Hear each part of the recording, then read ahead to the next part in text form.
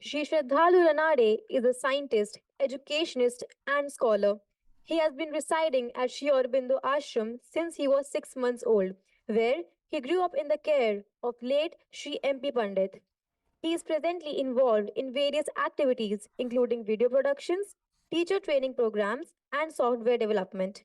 A multifaceted personality, he delivers talks and conducts workshops on numerous themes, including integral education, management, self development, Indian culture, science, spirituality, and yoga.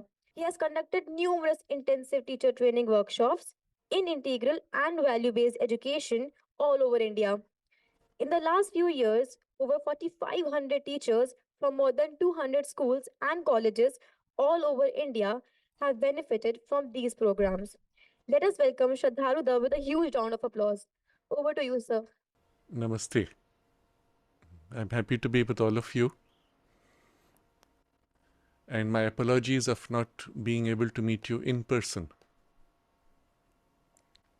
The theme which we have been given for our discussion now is perhaps the single most important topic that you could ever have as a theme for discussion, because in a sense, all of your life depends on this, discovering the aim of your life. On some level, all of us have an implicit sense of purpose or direction. But it's not always clear. It's not always obvious. It cannot always be formulated in words or in fixed ideas. I remember when I was very young, at the age of going to kindergarten, must have been 4 or 5. As 2 or 3 of us children were walking by, going to the kindergarten, we passed by the governor's bungalow in Pondicherry, and there was a policeman standing with a gun, empty of course, just with a baton. And as we passed by, one of the boys, my classmate, said, "When I grow up, I will be a police." Now, when you think about it today, perhaps even for all of you, you might smile or you might laugh. You will say, they were little children.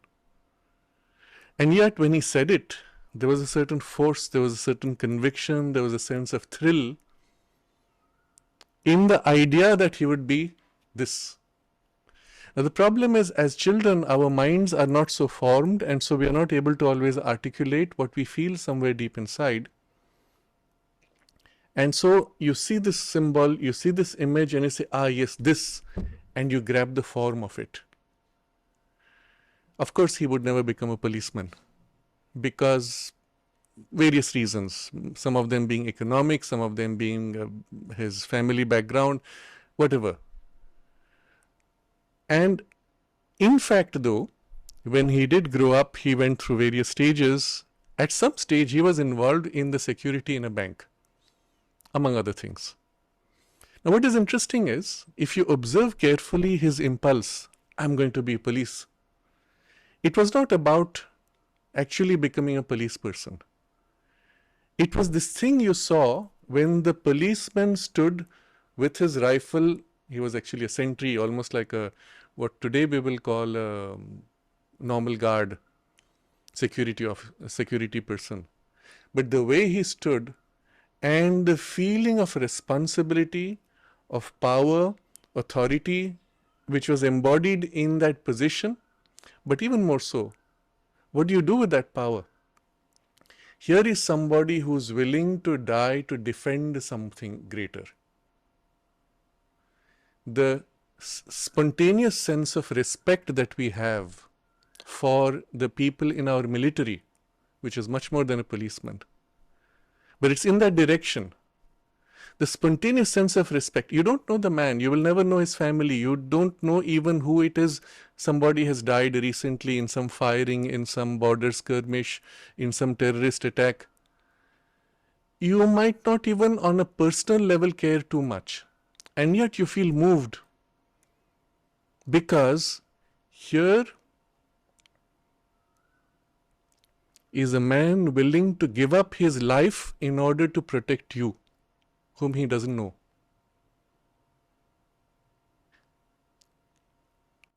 Just that feeling that he is ready to die for protecting a million, billion people whom he will never meet, who will never know him, but you're willing to sacrifice your life for something greater than you.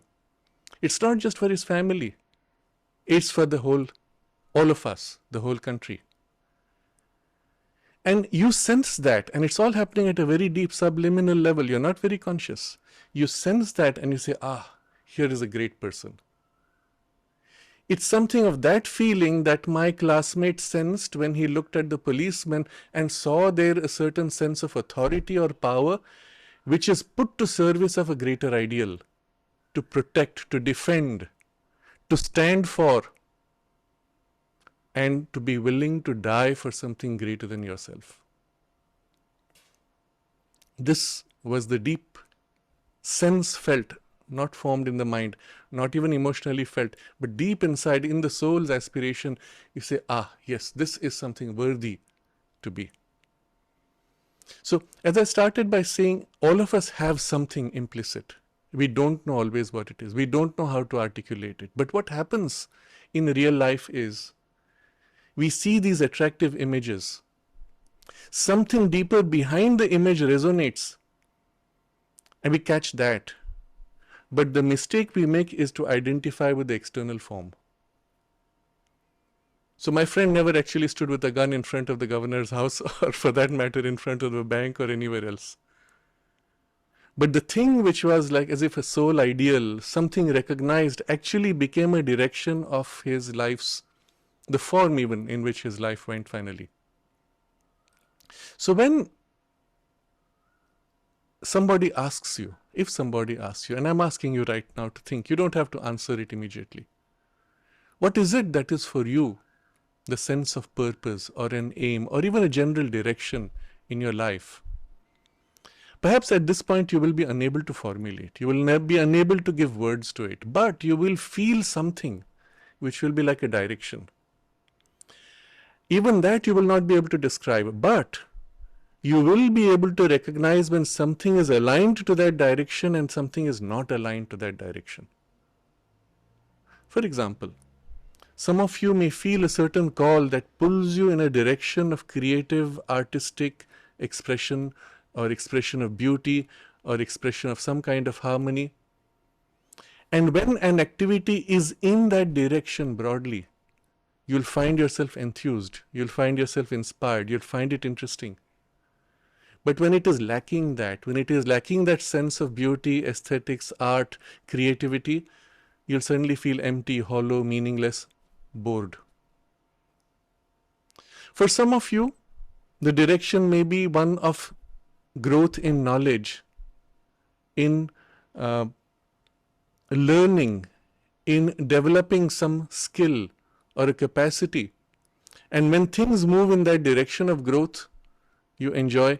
When things turn away from that, where there is no sense of growth or learning, you say, this is boring, not interesting. And you tend to avoid. Or as the case of my friend, it was when there is a space of activity where there is strength, force, power, assertion, conquest, defense, self-defense, something which deals with the aspect of power. He would feel enthused, or not if it is not in that direction.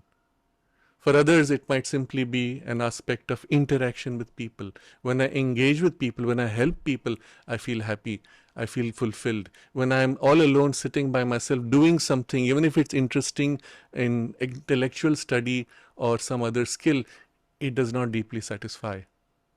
Somebody else may feel a sense of growth when there is an exchange of interaction, of growth, of creation of things. Not just creativity which is mental or psychological or aesthetic, but creating things, building things, forming things, growing in quantity. These are the things which make you feel satisfied. And the point is, in each one of us, there is a certain turn of temperament, of interests, of aspirations in some such direction. And it is already there. You don't have to do anything to develop it. One of these at least, sometimes more than one of these would be there. But if you have to describe it into a form, very likely you won't be able to. And I'm pointing this out especially because when somebody asks you a question, oh, what do you want to be when you grow up? You may give an answer of a form that you recognize, but it may have nothing to do with the form itself. It may have something to do much more deeply with this. And actually your life will go in a completely different direction. I remember another classmate of mine, he was about when we were 10 years old. His parents decided that he was going to become a doctor. So they took him out of the school in which we were and put him into a different school which was more suitable for a career as a doctor. The child was never consulted. Perhaps he may not have been so conscious, but still he might not have accepted to become a doctor. In any case, he trained, he passed all the exams. As it turned out in life, he was never a doctor. What he did do was a business in medical products. And that was more aligned to his temperament, to do the business, to do the transactional activities, to grow in money perhaps, partially, but maybe even that he might have done, not primarily of his interest, just as a survival mechanism for his life, for his family. But there was nothing in him which would have been happy as a doctor. And so, although trained in that, he went in a track which used the knowledge for a very different direction that suited his temperament much better.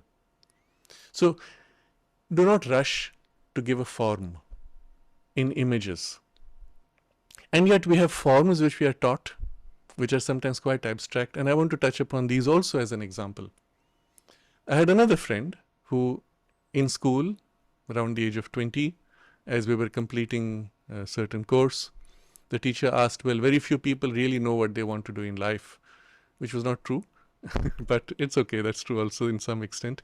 Now my friend suddenly raised his hand and said, I know what I want to do in my life. What? He said, I want to become a pilot. Now you see again in the pride with which he came with this, pointed to something deeper inside. But the form that he attached to himself set a direction, but it was not the thing. Very likely he did become a pilot. I don't know. I did not see him for about nearly 30 years. Recently, when I bumped into him and we passed, I recognized him and greeted him, and he looked at me very dully and just hi, and then walked away. He seemed miserable, and I don't know why. I'm not putting a judgment on it. I don't even know if he became a pilot. Very likely he did become a pilot. But the point is not that. The fact that he set himself that as a goal very clearly, I will be a pilot. And I don't think it would have taken him more than, let's say, 5 or 7 years to go through all the necessary courses to get to that point where he was a pilot. Having got to that point where he is now a pilot, what would happen to such a person when he has set this as a goal? I have become a pilot, I have reached it. Now what? And he looks ahead to life and he finds nothing for which he can live.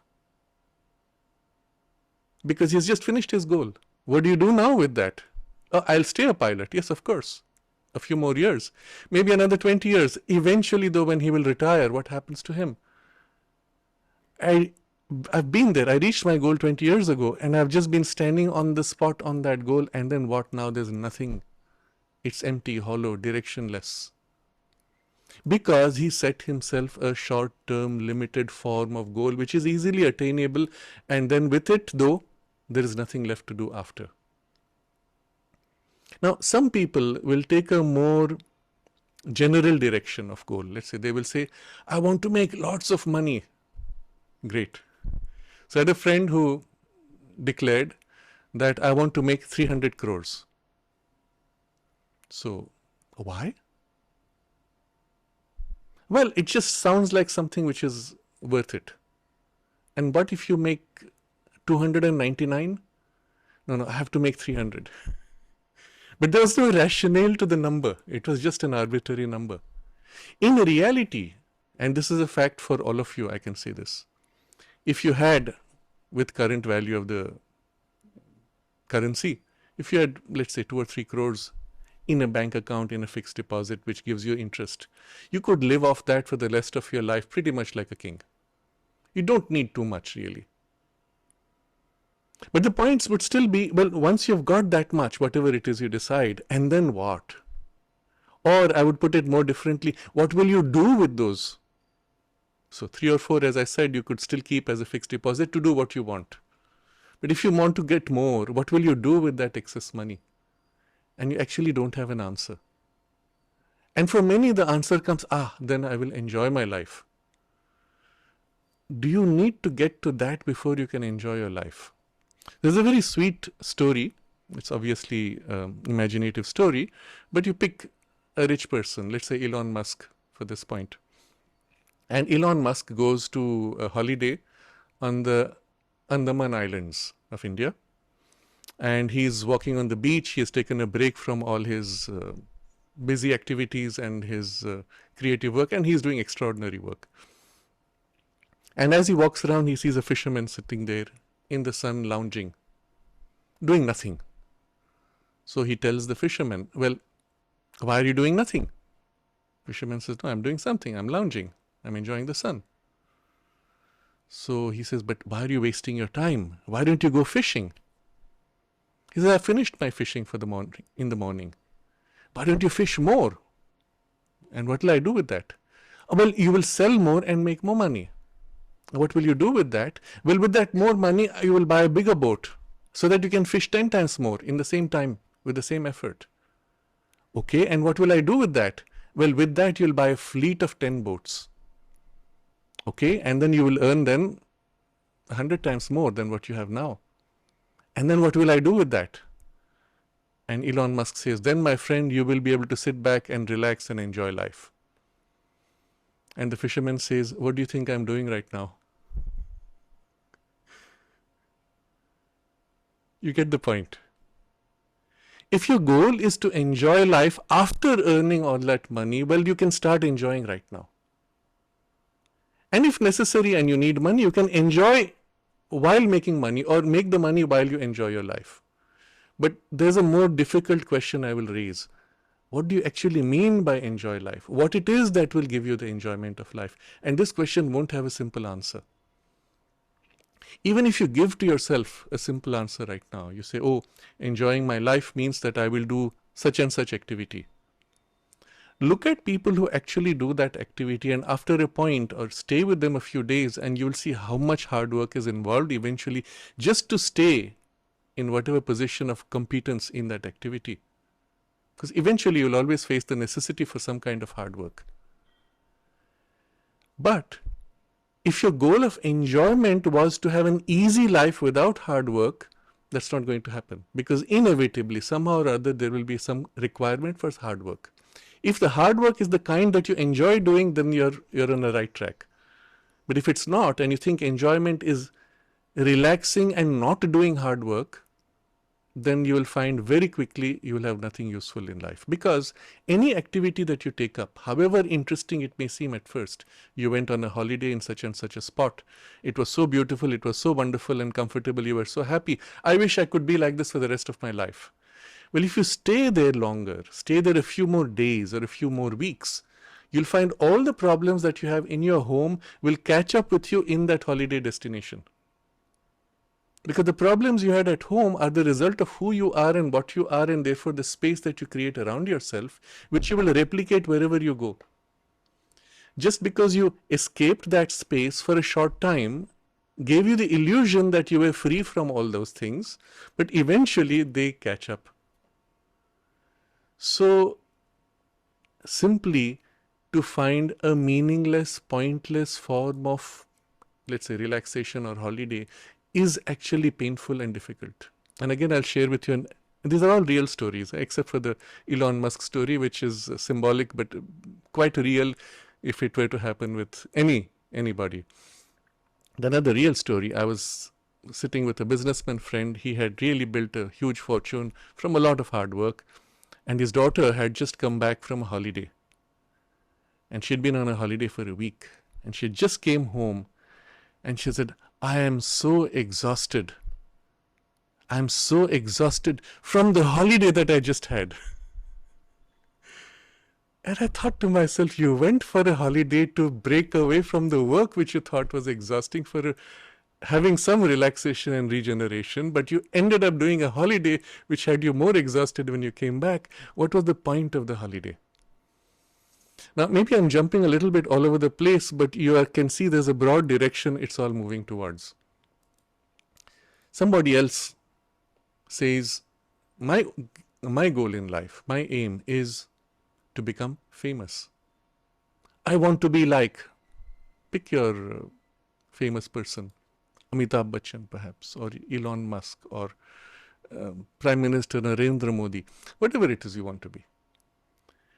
If your aim is to become famous, well known, and many of you are already attracted to that in competition, but for no good reason, to have numbers of followers on your social media. So you want to become famous. You compete, I have 300 followers, you have only 250. And you have to keep increasing that number to keep on with the race. But you want to become famous. There's a very simple way. You commit a crime which is so heinous that it hits all the headlines, and you will become famous overnight. Famous and notorious. You know these two words. They're almost the same thing. What's the difference? Everybody looks to you, notorious or famous, but if you're famous, they look to you with appreciation and affection, sometimes with jealousy. If you're notorious, they look to you sometimes with shock, awe, perhaps, but then eventually disdain, dislike. But you're still famous. So you say, then I don't want to be famous, I want to be liked, I want to be loved. And the moment you've reformulated your purpose, already your direction has changed significantly. Would you like to be known in large numbers, or you'd like to be liked by all those who know you? You see the difference now? Numbers somehow become less important. Those who know you, those who are close to you, those who you know and respect, you want them to like you and respect you. Then already the direction is completely different. So I've given you a few examples to stimulate your thinking, and particularly to break the conventional fixed ideas that have been implanted into you by the media, by the cinema, sometimes by parents, that keep drilling into you that you have to be either successful or wealthy or famous or some such variation of these. Yes, all of these can be a means to an end or the result of a different goal. Because you achieved excellence in a particular field, you became famous and you became wealthy, you became influential, powerful, whatever it is. And again, I'm going to give here an example, which is the name I mentioned earlier, Elon Musk. This is a man who actually began with practically nothing. Yes, say he had a seed capital from his father. The seed capital itself was a very small amount. And before he could even be given that, they lived for years in abject poverty in South Africa. But with that seed capital, through a series of actual creative development in software and other things, he was able to multiply that tenfold within 2 years. Because of the work he did, the quality, the content, the meaningfulness and the usefulness of the work he did. And it was in the field of software. Subsequently, he took that again tenfold within a few years through a series of investment. But the point was, once he entered with that money into his field, which was then with the Tesla car, that's when he first really made breakthroughs. His creativity, his competence, his intelligence, his power to wield, to carry people with him, to form teams and lead them to a successful closure of a project was so effective. But more than that, if it was merely effective, he would have replicated what others have done. He led them in a direction that was so new that he achieved something which was unheard of, but not one thing, 20 things that had never been done before. And the result was, of course, the stock value of his company shot up. He became wealthy as a consequence of what he did. Later, he became famous as a consequence of what he did. Now, at that point, he had more than a few $1 billion worth He could have easily said, my goal is to retire and enjoy my life on the beach. Remember? That was the reference. He could have done that. What does he do with that extra money? He reinvests it again. And while still continuing the development of his Tesla motor car, he goes into spaceships, rockets. Okay, he had the money. That's not enough. There are others competing. For example, the owner of Amazon company has also started a rocket company. After 10 years, has literally nothing to show for it. Elon Musk, in 8 years, had created with his rocketry things which had never been done before in 50 years, even by NASA. A reusable rocket, a rocket that actually takes off and the part which is normally thrown in the ocean comes back and lands by itself to be reused again and again and again. Nobody had been able to do it before that. And he did that within 8 years. To this day, that's never been successfully as well replicated by any of the other companies, including major governments across the world. Even in the Indian, ISRO has not been able to recreate the reusable rocket to this day. He achieved that within 8 years with a team that he built, which he inspired and drove through his commitment and his technical expertise and his power to inspire people and guide them with energy, with vitality, with intelligence, with love and affection, because you put them and squeeze them with so much pressure, half the people will leave, even if you pay them well. He would himself sleep on the floor of his industries, on the floor, because, well, that was his commitment and that inspired others to follow through with his commitment. That was not all. He went from there to develop the Starlink internet satellite network, which bypasses today's ground-based and cable-based internets, pushed it further, things which have never been done before. Pushes further, creates what is called the Boring Company to build underground transport systems. It has still not come to its fruition, but the point is, he dared to vision, used his own resources and drove people. Neuralink, which is to link the brain to electronics that's another company. A series of such efforts, all of which are things which have never been done before. And there are many more.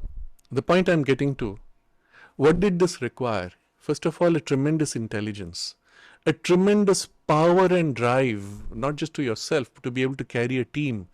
Which means when you're carrying a team, it's not your energy for yourself, it's your energy for 100 people. You walk into the room and your enthusiasm has to infect everybody and lift them. They go away tired or come back tired and you give them the energy.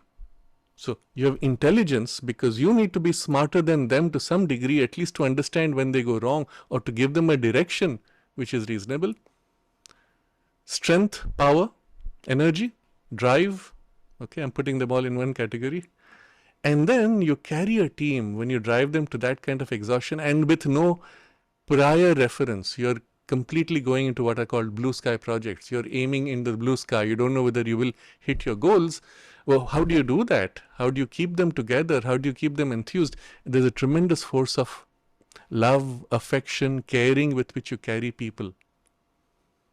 You may be exhausted. You may lose hope.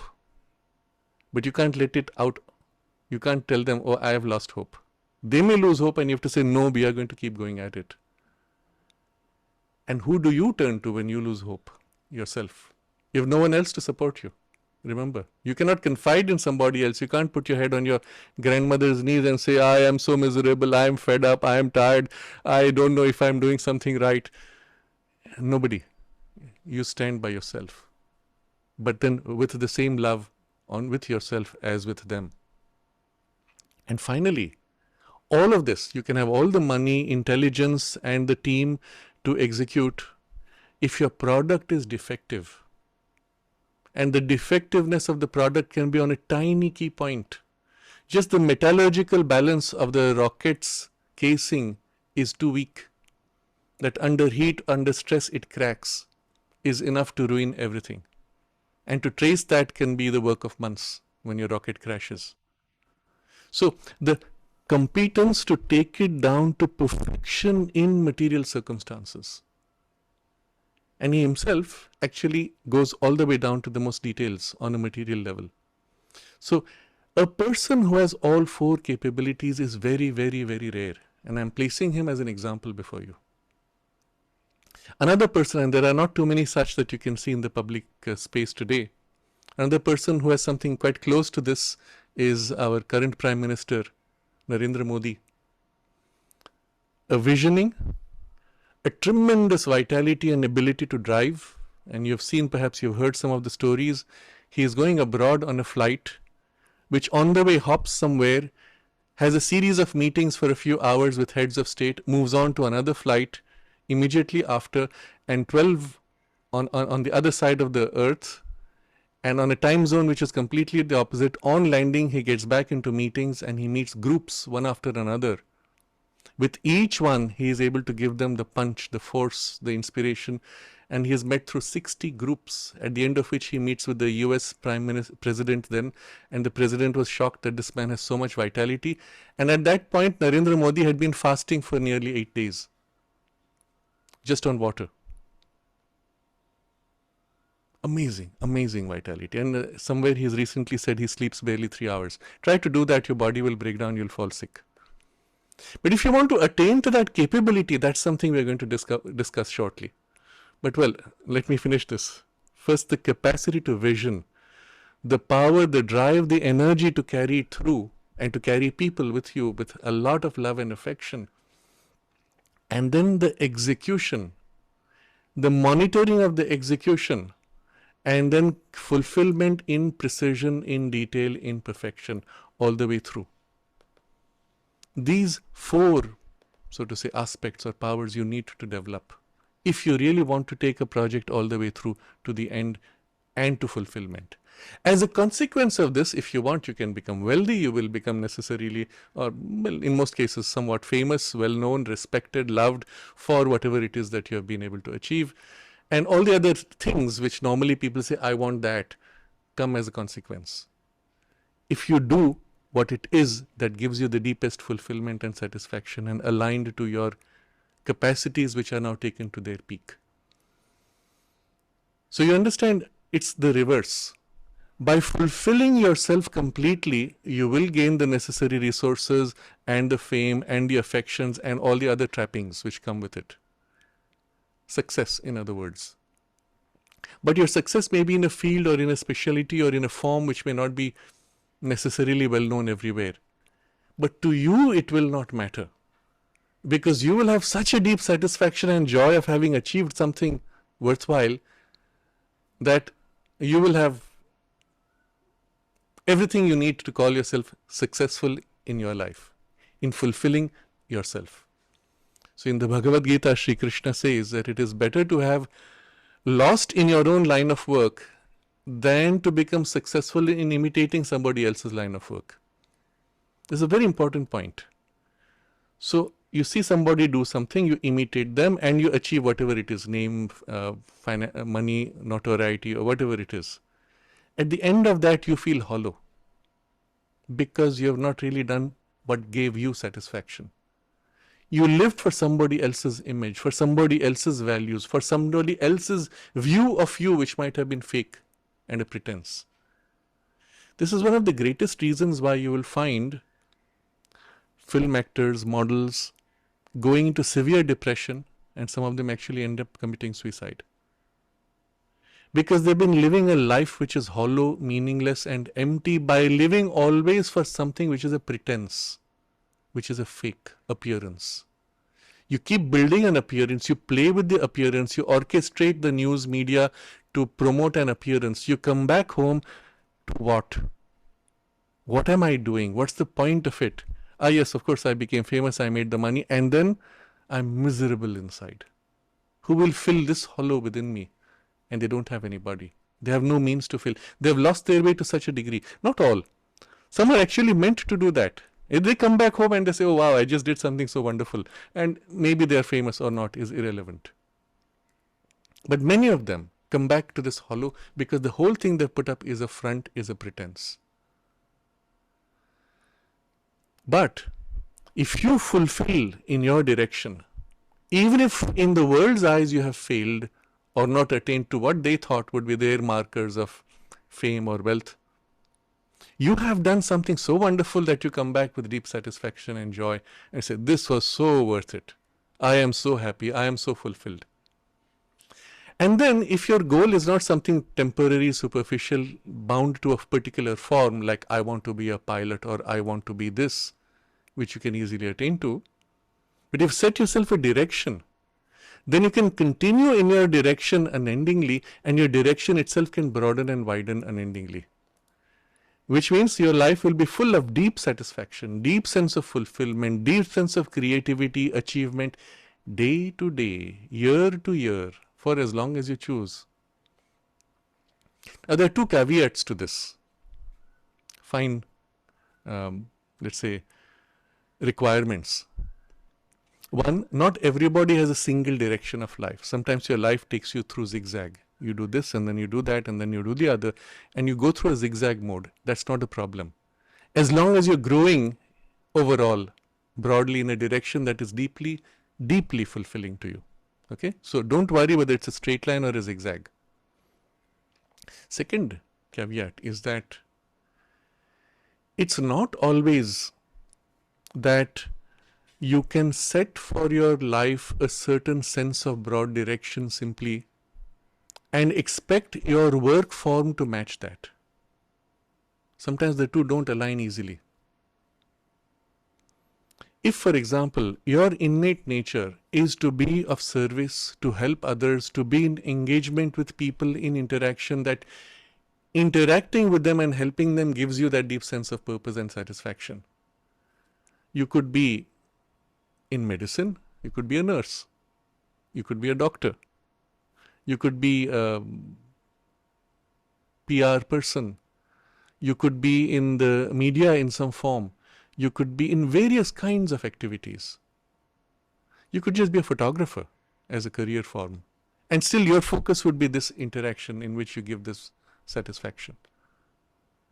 So the form is not necessarily aligned. But if you're clear about the direction, broad sense of activity that gives you the joy and fulfillment, it does not matter. You can even play with forms and change forms. On your CV, it may be confusing. You did so many different things. What's your real speciality? You say, my real speciality is that I love being with people and I love to make them feel happy and cared for. Maybe. It could be as simple as that. Isn't it? But how do you put that in a CV? How do you make that a career?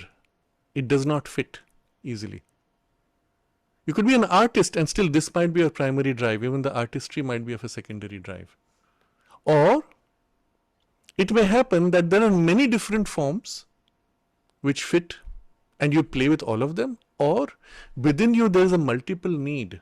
I love to be with people, but I also need to express myself through beauty. I need to express myself through some intelligent creativity. And there are perhaps one or two or three different needs of your nature. And it may lead to a pretty complex and sometimes a difficult kind of situation of life, because life is not so simple. Life is much more complex, and if you try to do more than one or two things, things can get complicated. But to you, that complexity and that complication actually gives you joy and enthusiasm. I had an example of a person who I know quite well. He was a chartered accountant, a man of tremendous intelligence and insight. And we were discussing this, and he said, I get bored with my work. And I asked him, is it the solving of problems which gives you joy, or the facing problems and grappling with them? And he says, no, it's the grappling with problems which gives joy. So it was not so much the knowledge aspect, it was the, let's say, the fighting instinct and the overcoming of a challenge which was his primary drive. And as a chartered accountant, there's not much scope for that. Although he had the intelligence, but he needed the intelligence because he lived in his mind to give him the satisfaction. So he needed a certain type of problem, and where he didn't find the problem, he would go out of his way, off track, even to create a problem or find something in order to be engaged meaningfully, you see. And all this is to bring us back to this one idea, that there has to be a broad sense of direction and purpose in your life, without which, the mother says, an aimless life is a miserable life, a life without joy. But the aim itself, you can make narrow, short, limited, short term, or you can aim at something which is really large, deep, vast, even something which you will never attain in your life. Doesn't matter. But the fact that you grow in the direction is your fulfillment, is your aim, so to say. So she makes this second observation that depending on how high, how large, how complete is your aim, will be also the quality of your life. Because when your aim is too narrow, your sense of fulfillment is too narrow. And especially today, because in the changed circumstances that are available today because of access, wide, free access to so many things, we can do so much in many directions without being bound into a narrow track. I give an example here. I watched a movie once which was about heroism in a submarine. The whole movie takes place inside the submarine where they're fighting for something and they survive or not, that's not the point. Heroically, they're fighting for some purpose, defense of their country, challenges, overcoming. That 2 hours of the submarine movie, I came back from, and suddenly I realized I had actually acquired the essence of the life of a submariner. Going through the greatest crisis possible, growing through it, living through it, surviving through it, or perhaps dying through it, in cause of a higher ideal. And all the essence of that growth that a soul would have in that career has been actually condensed into that well-made movie. And to me, at least, that essence was enough. It's as if I had lived that life. So by a careful selection of the kinds of things you watch through cinema, through television, not wasting time in things which are too trivial, superficial, or dispersing, you can actually acquire, in a sense, the essence of many kinds of lives in a single lifetime. You don't have to live it all. Having acquired that much, you can say, yes, now I don't need to live the life of the submariner, but I could still benefit from that. And so on with other activities and career and experiences associated. So the benefits today actually are great because you can, as if condense, because of the complexity of opportunities, condense many lives worth of growth and learning into a very short, concentrated activity. But all this being available, what will be the broad direction of your life? And I'm going to give to our discussion the single highest and most important focus, in a way that it will transcend specifics of your particular individuality, your needs, your temperament, your nature. But we will touch upon some of that also in passing. The key point I will make to you in all that we discussed so far, you see, there's one word that keeps recurring: the sense of fulfillment, the sense of deep satisfaction that you have in what you do. If you ask yourself, would you rather have a life where everything you do is full of that deep satisfaction, or a life in which you're just dragging yourself meaninglessly without any satisfaction, but attaining to specific goals? It's very obvious. You will not want that. You will want this deep satisfaction in what you do.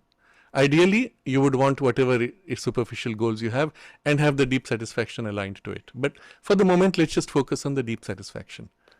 So what gives you deep satisfaction? What makes you feel, yes, this was so good? At the end of the day, you can look back and say, wow, I have so much satisfaction. I've grown so much. I've benefited so much. I've done so much. Isn't it? What gives you that? Observe carefully. There's a very deep insight that you will gain here psychologically. Let's look at 2 different activities that you're going to meet.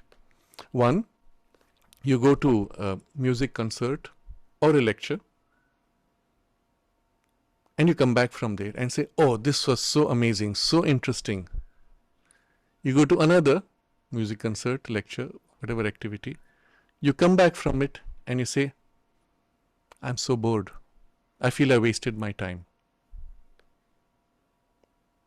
Now observe carefully within you. I'm not specifying what the content of that was. Observe carefully within you what is different in these two cases. You go to this, you come back, you're full of, wow, so interesting, so useful.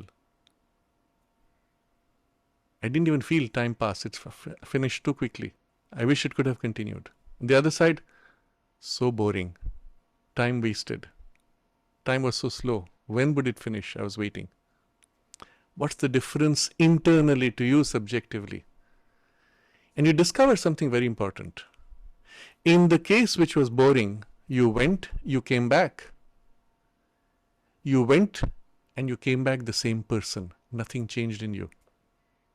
In the other case, which is interesting, you went one person, you came back a different person. You had grown. You're not the same person who went in. Just that. That is your reference. Any activity where you experience a sense of growth is interesting. Any activity where you do not grow, where you remain exactly the same, you stagnate, is boring. A waste of time. Observe this, internalize this, because this is such a deep, profound insight. Think about it. What if your entire life could be such that every day you can say, wow, that was such an interesting day? Yes, maybe occasionally you accept there'll be days when you say you're bored, but the number of interesting will be far more than bored. What would it mean? It means every day you would, at the end of the day, be a different person because you have grown in between. Now, what will you do, or what can you do to make sure that growth takes place? Some days more, some days less, doesn't matter. Because even in growth, there are periods where you need to rest, to internalize, to assimilate, and we'll accept that. But what can you do to ensure that in your day there is growth? And then you can say, my God, my life is so interesting. I don't have enough time. Days are passing too fast. I wish I had much more time to do so much more. Or in contrast with the life where you say, oh my God, the days are so heavy, they are so slow. My life is dragging on aimlessly, meaninglessly. We don't want that boring life where you're stagnant. We choose a life of rapid growth. But get this point. Growth equals interesting. And the two are equivalent. If you find something interesting, it's because there is growth. When there is growth, it will always be interesting. Now, there's a caveat again, a small correction you have to make as you go along. You went to a entertainment space, let's say, some kind of party, some kind of social interaction, or some kind of a novelty, some theme park, entertainment park. You went there and came back, oh, that was so much fun. Great, because you grew. You go a second day. You come back, yeah, that was fun, but some of it is already boring. You go third day, fourth day, fifth day. At some point, you'll come back and say, been there, done that, enough of it, I don't want to go again. Why? Because that space can only give you so much growth. So the first day you made, let's say, 20% of the growth potential it had. The second day you made 10% of the growth potential, and each time less and less until you kind of saturated with what that space could give you. You see? There's nothing wrong with the space. The space is only useful for this much. And this is the same case with certain types of books, certain types of teachers, certain types of subjects, certain types of people. There's only so much potential. They can take you from here to there. After that, well, okay, you have to move on to something else. And the same is true for certain types of careers also. And so if you have a specially developed growth potential, you might actually end up jumping careers, taking each to its full and then jumping. That's why I said sometimes it's a zigzag path. But because your potential is that much greater. Sometimes it's a multifaceted path. You're doing 2 or 3 things at the same time because your growth potential is more rich. It's not the case for everybody, but observe yourself. And each one of us, we are unique. But relate it now to the growth potential and the domains of activity and subjects, spaces, etc. And there you begin to get a glimpse of what would it mean to have a sense of purpose, of direction of life. Now, I'm looking at it in a most general way without specifying forms of activity. You find your own, and if necessary, zigzag. One of the things I tell people, and I will say this to you, that if you can afford it, till the age of 25, do not narrow your scope into a fixed career path. Now, some of you may already be slotted into some kind of career path because of parents or because of circumstances of life, because there's a family business, or you yourself have a very specific line and you're happy with the narrowness of that line. Maybe, that's fine.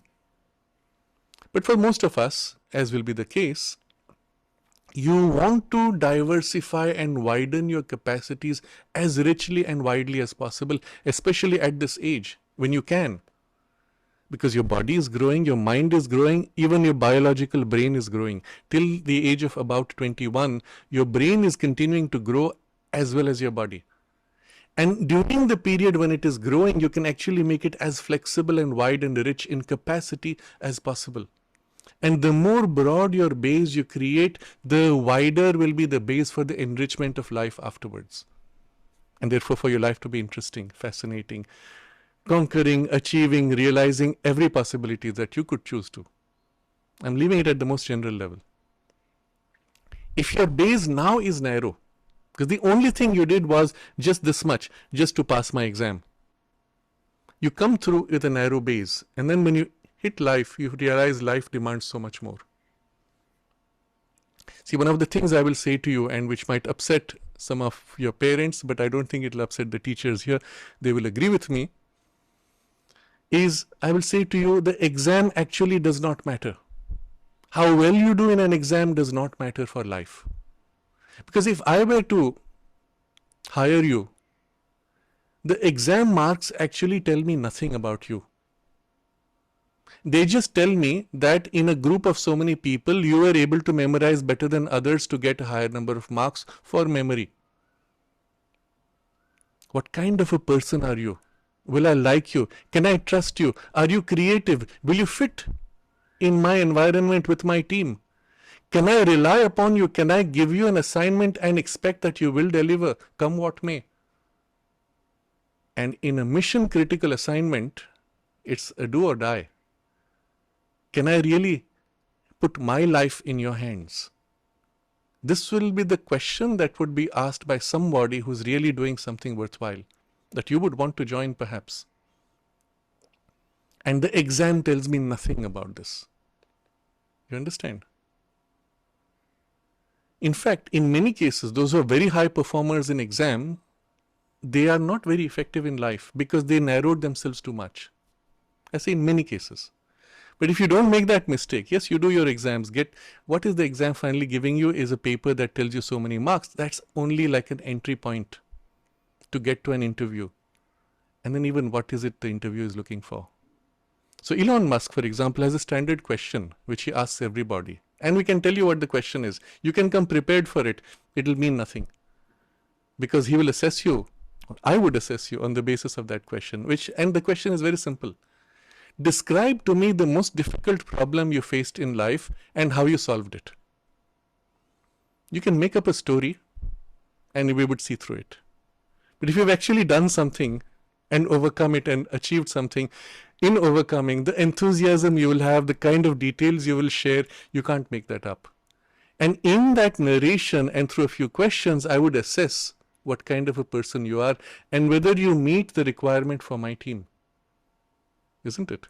You see how simple it is. And I don't need all those exams.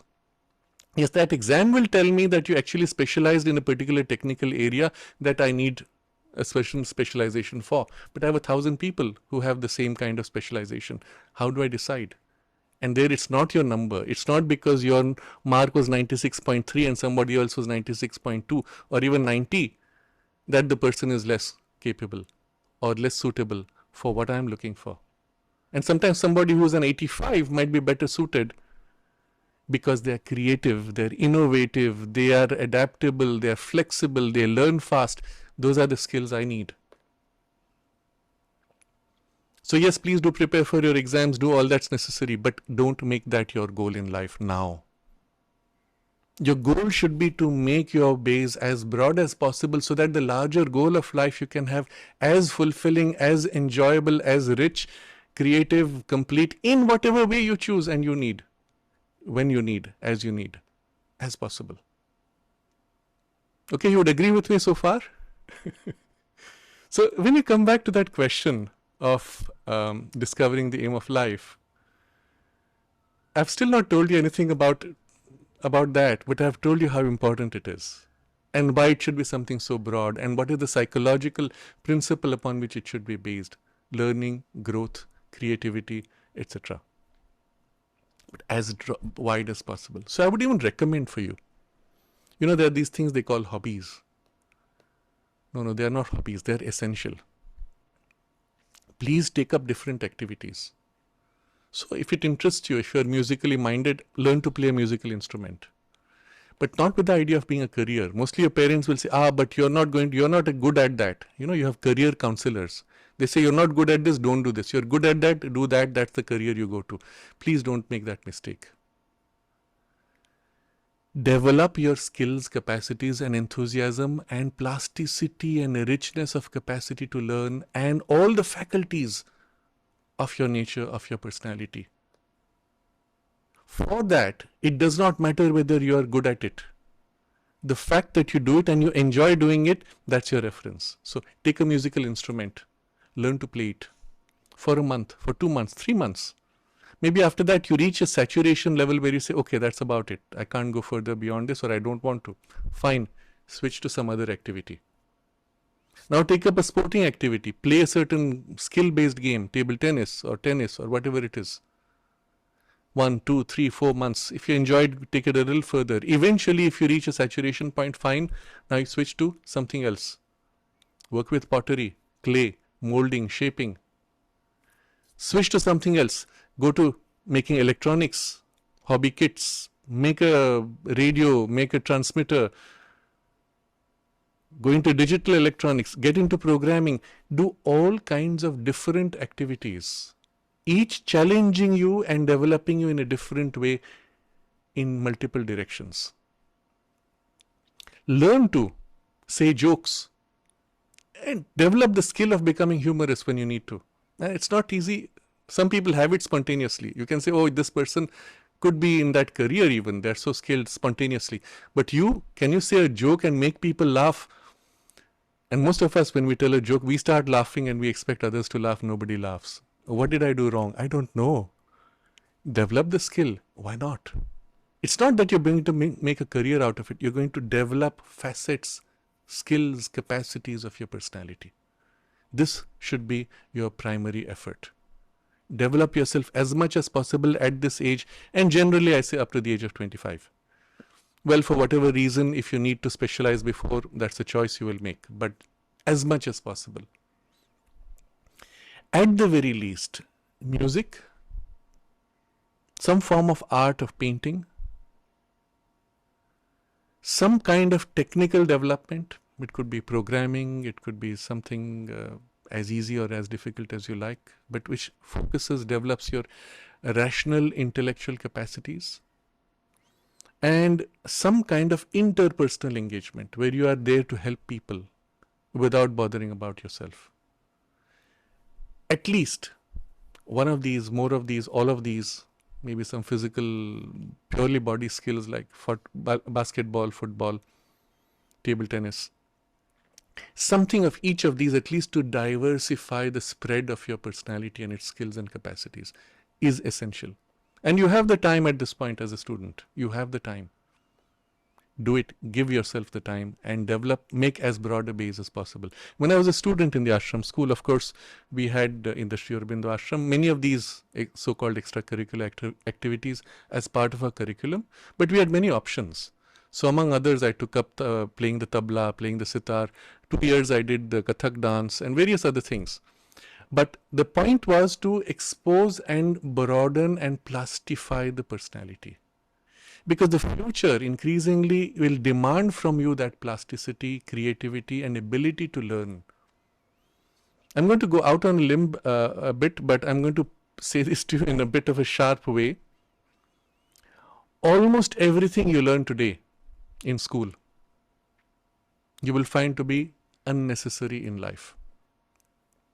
Because anything that you can be taught here through this rote method of learning is taught to AI, artificial intelligence, and can do it better than you.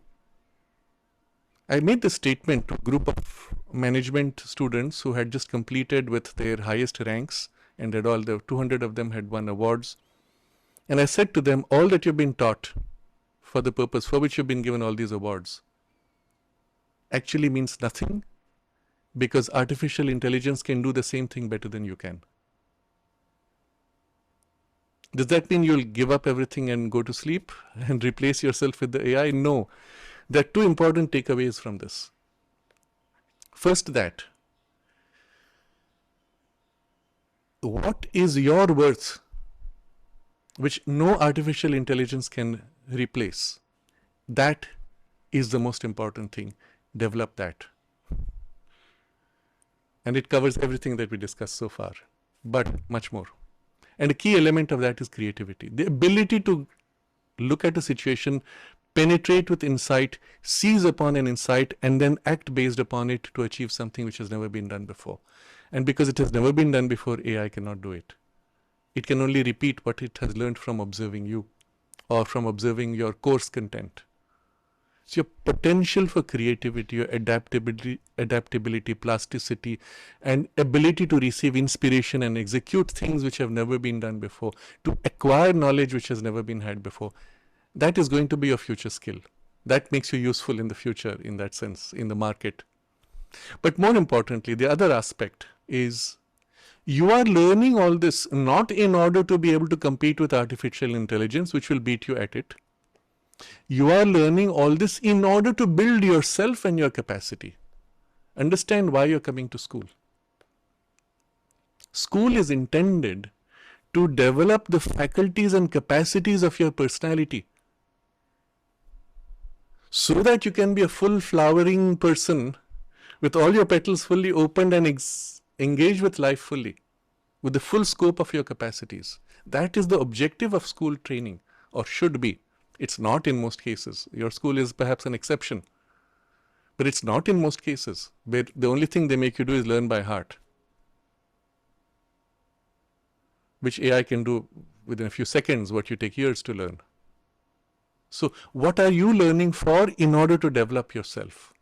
Focus on that and develop yourself as much as you can, as widely and richly as you can. That will be something worthwhile, because now when you engage with life, you are ready fully, with the full spread of your capacities. And especially when you find there's an activity which you're bad at, that's when I will say, please take that up and overcome the weakness that you have associated with that activity, so that you may be a more complete person. And this you can do at this age, when your body is growing and your mind is growing and everything is easier to do. After a certain age, let's say after 21, sometimes after 25, a lot of these things begin to narrow down. And at that point, to do things which you're not good at is much more difficult. So spread yourself out, flowering like a flower with all the petals. And sometimes petals have to be layered. The outer petals have to open first before the inner petals can open, isn't it? So there's a layering in the process. And it is a very natural instinct within you that teaches you how to do this by showing you exactly what is interesting. When you do something and you say it's interesting, you're growing. Follow your interest. But there's a superficial interest and a deeper interest. Persist with the deeper interest. And superficial interests can come and go, no problem. But persist with this. Use this as your driving mode. Let all your learning be because it gives you the joy of learning. Or find the joy in it. And there are ways to do that. Sometimes the textbook is boring. That's because the writer was not very good of the textbook, or the teacher is not very good at how to convey. Irrespective, today you have the tools on the internet through various kinds of channels, YouTube, etc., where you will find a better teacher who will teach you the same thing in a way that makes it more interesting, more insightful. or yourself look for the deeper insight that's missing, because of which it seems to be boring, and make for the interest which you're lacking. There are many ways to handle this, but your effort should be now to develop yourself. Now we come to a key idea. If you really want to live a life which will be for you the most fulfilling, and I don't care about the forms and directions at this point, but you want it to be as fulfilling as possible. If you really want to do that, the first requirement is for you to be able to grow. But in order to be able to grow, you must know yourself.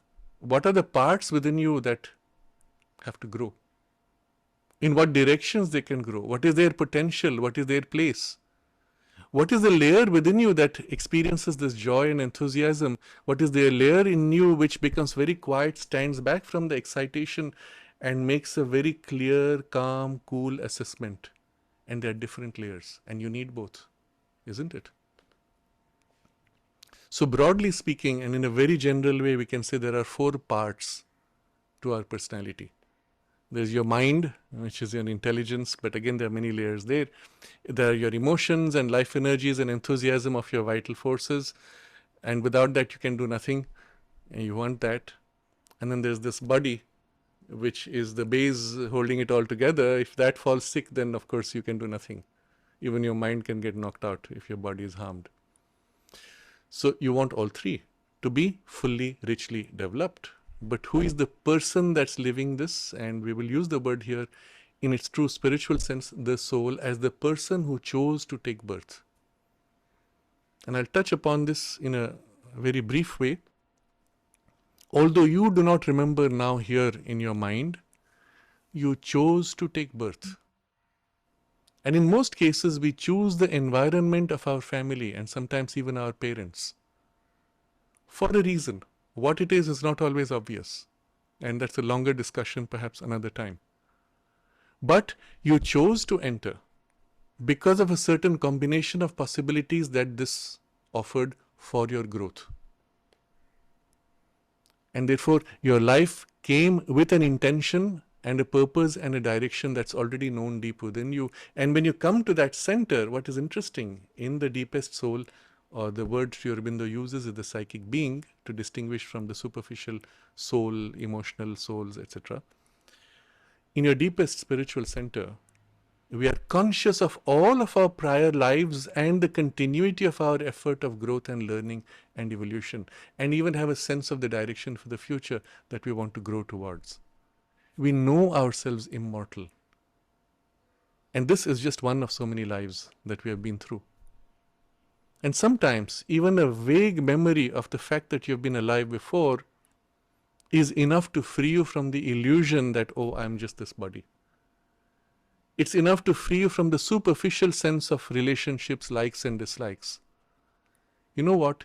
We have all had, all of us without exception, we have all had through many lives, various kinds of struggles, adventures, difficulties, sometimes extremely painful, sometimes extremely joyous.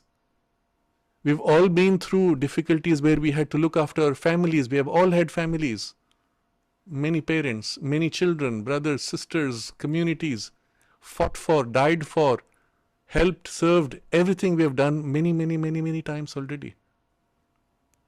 And just the fact that you become conscious of all this frees you from the need to repeat the same thing again and again. And the reason why we repeat is because we have forgotten here. And you say, oh, but this is so important, as if you've never had it before. And automatically, many superficial attachments tend to fade out. Once the memory comes back, oh, I've done it so many times, isn't it? What is important now? And from the deeper poise within you, and I don't mean you need to know your soul for that, just become very still and quiet and center as deep as you can within you and look at your life and say, what is important now? And you'll find certain things which feel more important and certain things which feel more superficial. Certain things are transitory. That's okay, it'll pass, it's not so important. That is lasting, that is real, that will matter after 20 years. There's automatically a prioritization from taking a poise like this. I'm going to put it in different words, and I hope it's not too hard for you. but sometimes it helps to look at it in this way. There's a lady I used to know in Auroville. One day she came to me and said, I've just been diagnosed with such and such a cancer, and the doctors have given me 3 months to live. Now imagine what that would do to her. Well, what would it do to you if someone said to you, well, this is it, you have 3 more months? What she said was, I look back at my life, and she had lived, I don't know, 40 years, 50 years. She said, everything I did there was for the wrong reasons. I never did the things which were for me the single most important things. For my soul, for my nourishment. What was for me important, I neglected all that.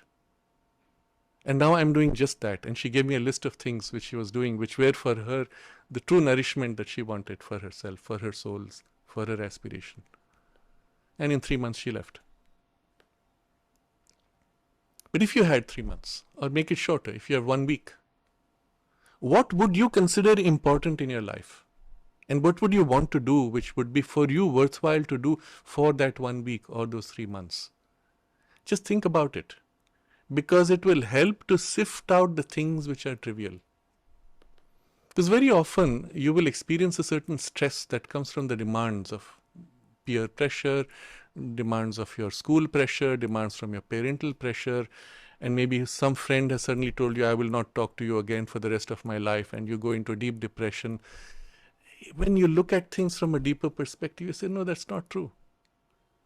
That's not how it's going to be. You can stop talking now. But if there's something real, a true friendship, we will meet, we will talk, we will come back together. This is a superficial, frivolous misunderstanding. I don't need to be depressed. You understand? And then there are things which are so important. And those, when you stick to, you feel worthwhile. Those, when you compromise, you feel deep pain. For example, one of the deepest instincts within us is not to tell a lie. And it's not just about superficial truth of speech, it's about doing what's right. When you know something is right and you don't compromise on that, even at great cost of suffering, you feel a deep sense of satisfaction and a strength. But when you compromise those things and you loosely, casually tell a lie, hurt somebody, somewhere deep inside it hurts you. And that hurt stays after years. You look back at that one event and say, why was I so mean and so nasty? And if I had that 1 week left, I would first go to that person and say, I'm so sorry I was harsh with you. I didn't mean to be. It was just a moment's stupidity. But what would you do now? Which is for you important? Which would be for you, if you had 1 week to live, so important that everything else you could drop? Look at those things and start doing those things. Start giving importance to those things. And in this way, from deep within you, from your own deepest soul, of which you're not fully conscious, but it is conscious of you, from your deepest soul, there is an influence that will grow and which will become the reference for you more and more. When I do these things, I feel deeply unhappy and pained. I feel it is false. It's not true within me. I stop doing those things because I feel the difference. And more you will organize your thoughts, your emotions, your activities, your life, your expression, the words you use, the way you engage with people, the value you give to things around that, which is really you, the one who chose to take birth. And the more you're able to do this, and the earlier you're able to do this, the more you will find within you the strength to take you through life despite whatever circumstances and challenges. And remember, life is not going to be that 1 week or 1 month or even 1 year or 10 years. Your life is eternal. Because even when you complete this biology's life, you are going to come back and continue whatever you choose to continue to do, whatever is important for you. So even though we will prioritize using the reference of a shorter time, our perspective is for what is for you worthwhile to do for the next 1,000 years. Think about it. It's not just for this life. What are the values which will be meaningful 100 years, 1,000 years from now? What can you create that is going to be of worth 1,000 years from now? That's what we call real art, isn't it? The thing which survived time. You go to a masterful sculpture or painting or even a poem or a piece of music. It's masterful because although it was created whenever it was, 100 years, 200 years, 1,000 years, 10,000 years ago, you look at it today and you say, wow. It has transcended the limitation of time and the change of values and the evolution of human beings and their changing standards. It's something as if like a piece of eternity captured in form. To create something like that, you'll say, ah, wow, that's worth doing, isn't it? So there are values which come spontaneously and they're all within you. You don't have to imitate others or be like others. Be yourself. Be truly yourself. And for that, you need to know yourself more and more. And that itself is a process you should start now. And it means giving yourself time. It means observing yourself, observing your thoughts, observing your emotions, observing your actions, observing your instincts, your drives, your passions. And then through observation, as you become more conscious, organizing them around more and more what is true within you, what is real, what is lasting. And you can feel that. You don't have words, don't worry. You feel it, you know it. And what you know is the beginning. There's something much more deep, much more complete, much more true, more and more that will come forward as you become aware. And at the same time, as you are this individual and you're organizing your whole thoughts, emotions, actions around this true center, and you're developing your skills and capacities of your nature and the flexibility and adaptability of your nature, because that's what your future is going to demand from you, to be able to do whatever comes your way, isn't it? That would be, you're growing towards mastery. I said true mastery is when you can be put into any situation and you can make the most of it, whatever field the mastery is. And you want growing in that direction. That's a worthwhile direction, sense of purpose and aim for your life, isn't it? Again, irrespective of the specifics of your nature and your temperament. I'm not going to that. It's not going to be important for our discussion. I'm showing you the broad approach. Get this clear, the rest will fall into place. And there are things you will do which you cannot imagine now.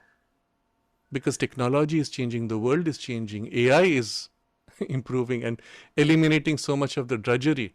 What will be the world like 10 years from now? We cannot even imagine. So don't try to prepare yourself for a world 10 years from now, because it's a pointless exercise. Prepare yourself for your own self-fulfillment, to be as capable as you can be, richly, fully equipped for the joy of growth and learning, and plastic and adaptable, creative. Then you can be thrown into any situation, you'll make the most of it at each step. And your life will be really, really, really interesting.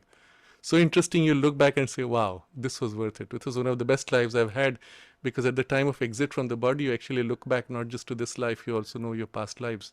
You say, yeah, this was good. I made good use of it, and you prepare for the next, because it's one life. It's eternal. Okay, so I'm giving you a very broad sense, but for that you're going to become plastic, rich, capable in every way. And remember, you're not competing with others. That's meaningless. You want to compete with others? I'll show you a trick to become first. Just like that, without any special preparation.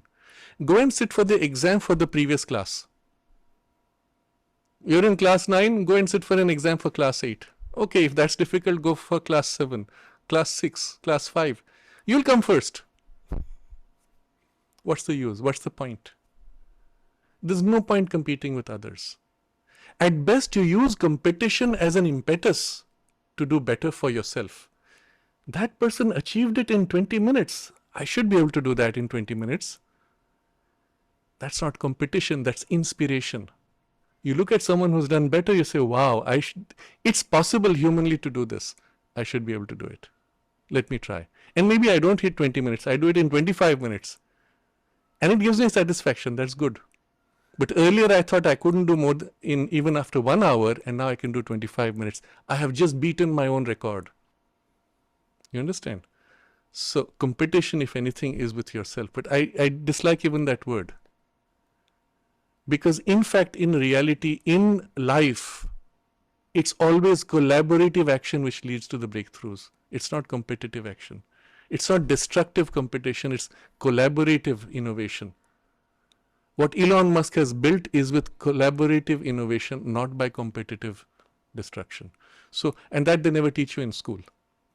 So I'm deliberately shifting you out from certain ways of thinking and showing you a different way of approaching. You're competing with yourself, if anything, but even that I would discard the word. You're growing and improving yourself. And use the reference of others because it shows you actually it's possible to do better. Okay. But in certain cases, you might say, okay, beyond this, it's not even worth it for me to spend more time. I would rather put that time in developing something else.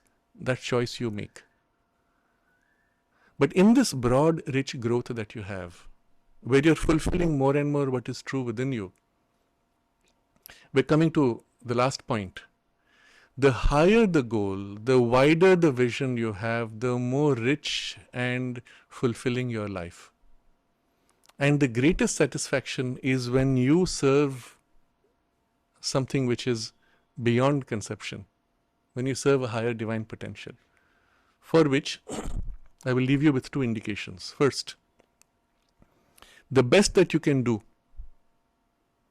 with your mind fully trained, with your emotions and life energies fully developed, organized and mastered, with your body perfected, plastic, supple, skillful and effective, and your soul giving the broad sense of purpose and direction. The best that you can do is still limited. There is a potential above mind, and that's why we will call it spiritual, of the nature of the spirit. And the first opening above mind is this zone which we will call intuition, where all knowledge is available. In one of the great Upanishads in India, this young student goes, he's the son of a rishi, he goes and studies, comes back with the mastery of so many arts and skills, and then his rishi father asks him, have they taught you that, by knowing which you will know everything? And the student is surprised. Is there such a thing? By knowing this I can know everything. Wow. And the Upanishad proceeds then to teach that. So there is actually within you, above you, as a part of your own higher consciousness, a domain where all knowledge is available, all skill, all power, all things which you're struggling to develop here are already present there as a potential.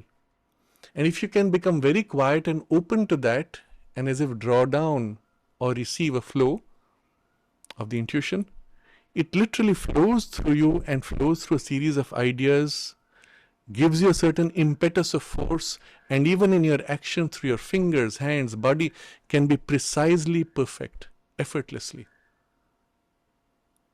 And this is not something fanciful. This is what you're taught in the Olympic gymnasts. In the Olympic gymnasts are taught this. In management schools of a very advanced kind, they speak about this as the condition called flow.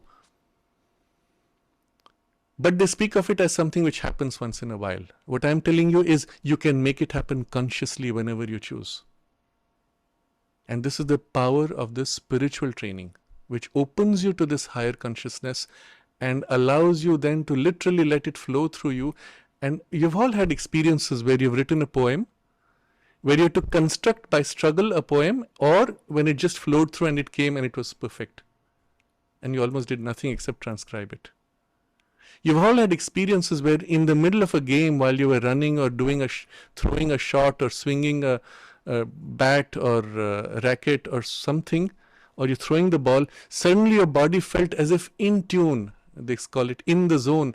And you knew it would be a perfect shot even before you completed it, and the basketball went perfectly into the basket. It happens in moments. And we don't know why, we don't know how. And we could stop there, or we will say, but I have a knowledge of how I can make it happen whenever I choose to. And you can train yourself. This developed capacity of your consciousness, your personality, centered in your deeper soul aspiration, can now open to this higher potential, and through it things will flow through you that have never been created on earth, and each time unique. And in the flow you'll find you actually have to do nothing. It happens smoothly, effortlessly, because you're skilled and receptive and plastic to that influence. If there's a high inspiration but your body is rigid, your mind is clogged and confused and narrow and limited, it can't do much. But if you've built this base and plastic and rich and wide and open, which was the whole first part of our discussion, then what comes from above can just flow and freely act, and you can achieve extraordinary miracles, masterpieces, chef d'oeuvre as they say in French. things which have lasting real value, or in that moment it's perfect, it's beautiful, and it gives you deep satisfaction, and it expresses something so wonderful. Everybody feels that deep satisfaction momentarily, and maybe it passes, doesn't matter. But to bring that, to manifest that, to create that is the second thing which gives you deepest satisfaction. Remember, the first thing I spoke of was growing, learning, evolving. That gives you satisfaction. The other is manifesting something which is true and beautiful, but of a higher realm or grade of consciousness, flowing and expressing through you, creating. So growing and creating, these are the two things which give you true, deep, lasting satisfaction. So the second movement also you should work upon. But the more this first part is developed, the more easy and more fulfilling, more complete the second will be. But that also you can start to do even now. And the basic training for that is to make yourself very quiet, very still, very receptive and open to receive from above. And you'll feel the inspiration filling you, inspiring you, carrying you. So this is the point I want to make. And the second point for that, which will also set the direction of your life, is when you live for yourself, you are too small a unit. And whatever you may do, however wonderful it may be, the satisfaction will be limited by the size of you or the size of your influence. When you live for something greater and larger than yourself, your satisfaction also now fills a vessel which is as large. Think about it.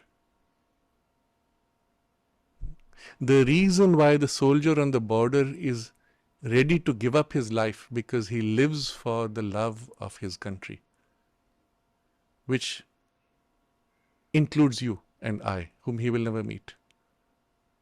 But because he lives for Mother India, because the goal is so large, the satisfaction he has even in when his life is taken in that sacrifice, the impact, the fullness of that is as large as all of us and includes all of us, and that's why it moves us.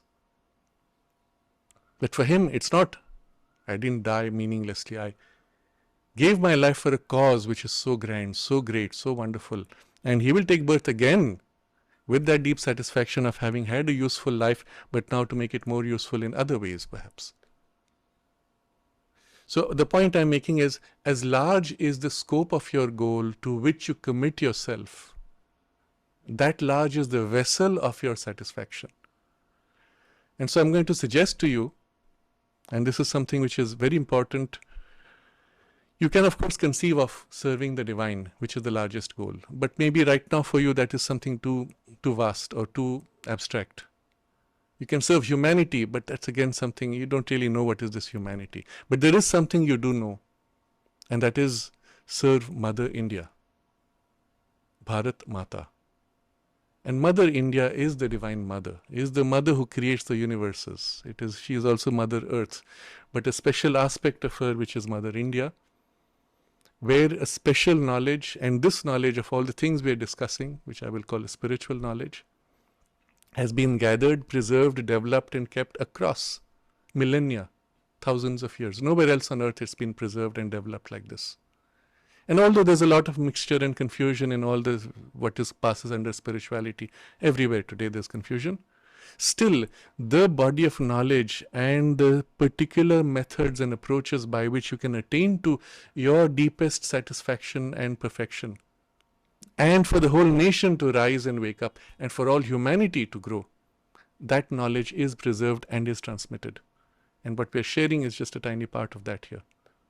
But a part that should be for you applicable and real now as you are today. But which will also be applicable through the rest of your life. It's not knowledge which will ever become old. Because the same thing, the same discussion, you can have 10 years from now, it will be as valuable, even though you'll be a different person. You'll have it 30 years from now, it'll be as valuable, even though you'll be a different person. That's why it's eternal knowledge, it's lasting. And this is spiritual knowledge. That's why we call it Vidya. So this Mother India is the Divine Mother, and when you turn to her in service to her, the satisfaction you have is that much larger. In fact, with Mother India, you're also touching Mother Earth and the Divine Mother. So although this is an accessible frame to which you serve, it opens you to something which is infinite. And so my last suggestion will be this, that you set as your goal in your development, for what are you doing all this? Yes, for yourself, but that's too small a vessel. Your own growth you dedicate to the larger fulfillment of Mother India and her awakening and her mission in the world. And with that is the centuries and aeonic cycles of human evolution and the whole of the universe, because in your lifetime we will come to know of other species from other planets and other beings. They too have their own spiritual lives. They also are like us. They grow like us. They go through the same difficulties. In your lifetime, we will have this interaction. It will take place very soon. And you will realize that the whole universe is home for the children of the Divine Mother that we all are as beings. And your fulfillment of your life will serve this large evolution of all humanity, but also of all the universe. And I'm going to read from a passage of Sri Aurobindo. It's a message he gave to students of the Baroda College, the National College, when they completed their, Bengal National College, when they completed their education. And I'll read from there. He says, when we established this college, and you think of this now for Jaipuria school when you read this, when we established this college and left other occupation, other chances of life, to devote our lives to this institution, we did so because we hoped to see in it the foundation, the nucleus of a nation, of the new India, which is to begin its career after this night of sorrow and trouble. On that day of glory and greatness when India will work for the world. Remember, Sri Aurobindo wrote this more than 100 years ago. Today we are seeing the beginnings of this, of India working for the glory of the world. We are beginning to see this. And in your lifetimes, you will have the privilege to see this and have the privilege of participating in this. So I continue with the text. On that day of glory and greatness when India will work for the world. What we want here is not merely to give you a little information, not merely to open to you careers for earning a livelihood, but to build up sons for the motherland to work and to suffer for her. That is why we started this college, and that is the work to which I want you to devote yourselves in future. Then he writes, what has been insufficiently and imperfectly begun by us, it is for you to complete and lead to perfection.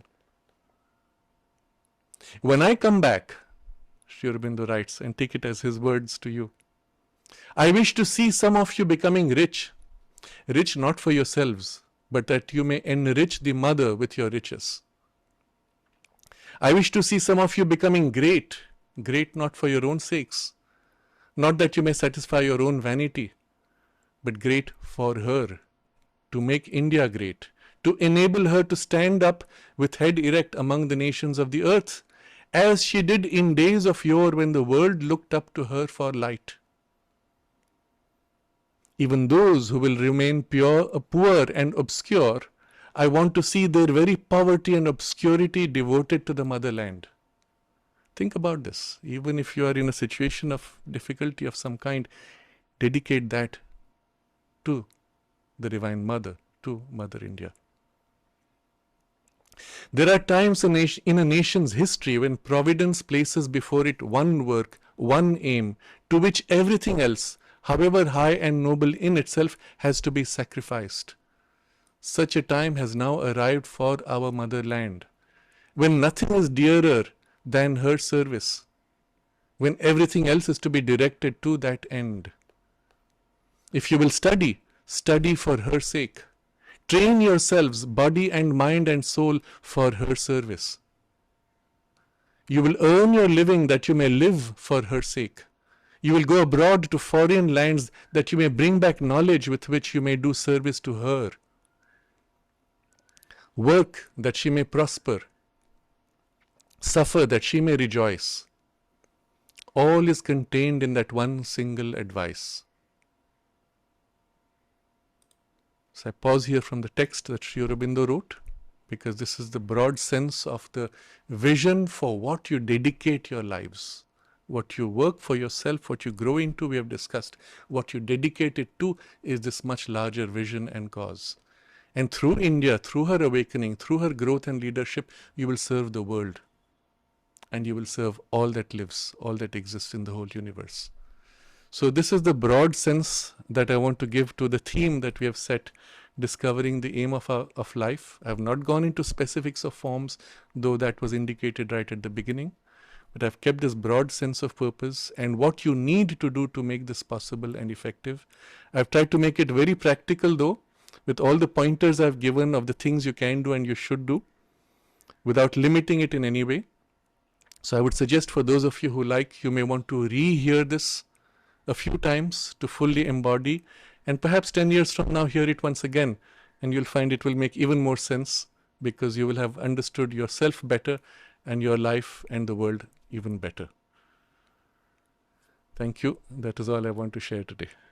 My question is that, sir, you said we need to diversify our horizon and we need to gather skills from different fields, at least till the age of 25. You mentioned so.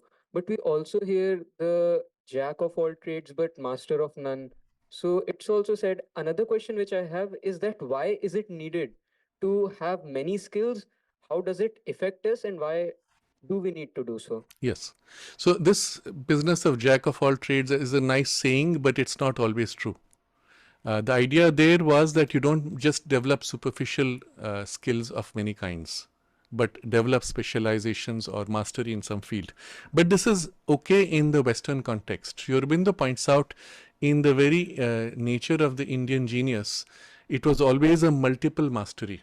And mastery, yes, but mastery need not be narrow and limited. In fact, the reality of the future is increasingly that knowledge we discover is one continuum. So any narrow specialization is limited by the narrowness of the specialization. The greatest breakthroughs today are in what we call interdisciplinary fields. As long as you have 10 people with specializations in 10, they will all collide and they'll always be in contradiction. But somebody who has mastery in multiple fields and then a general knowledge beyond that of everything else can actually unify and overcome those differences, build bridges and make the breakthroughs in the gaps which have been ignored by the specializations. So the way forward in the future is actually a unification of knowledge and a mastery in the unification.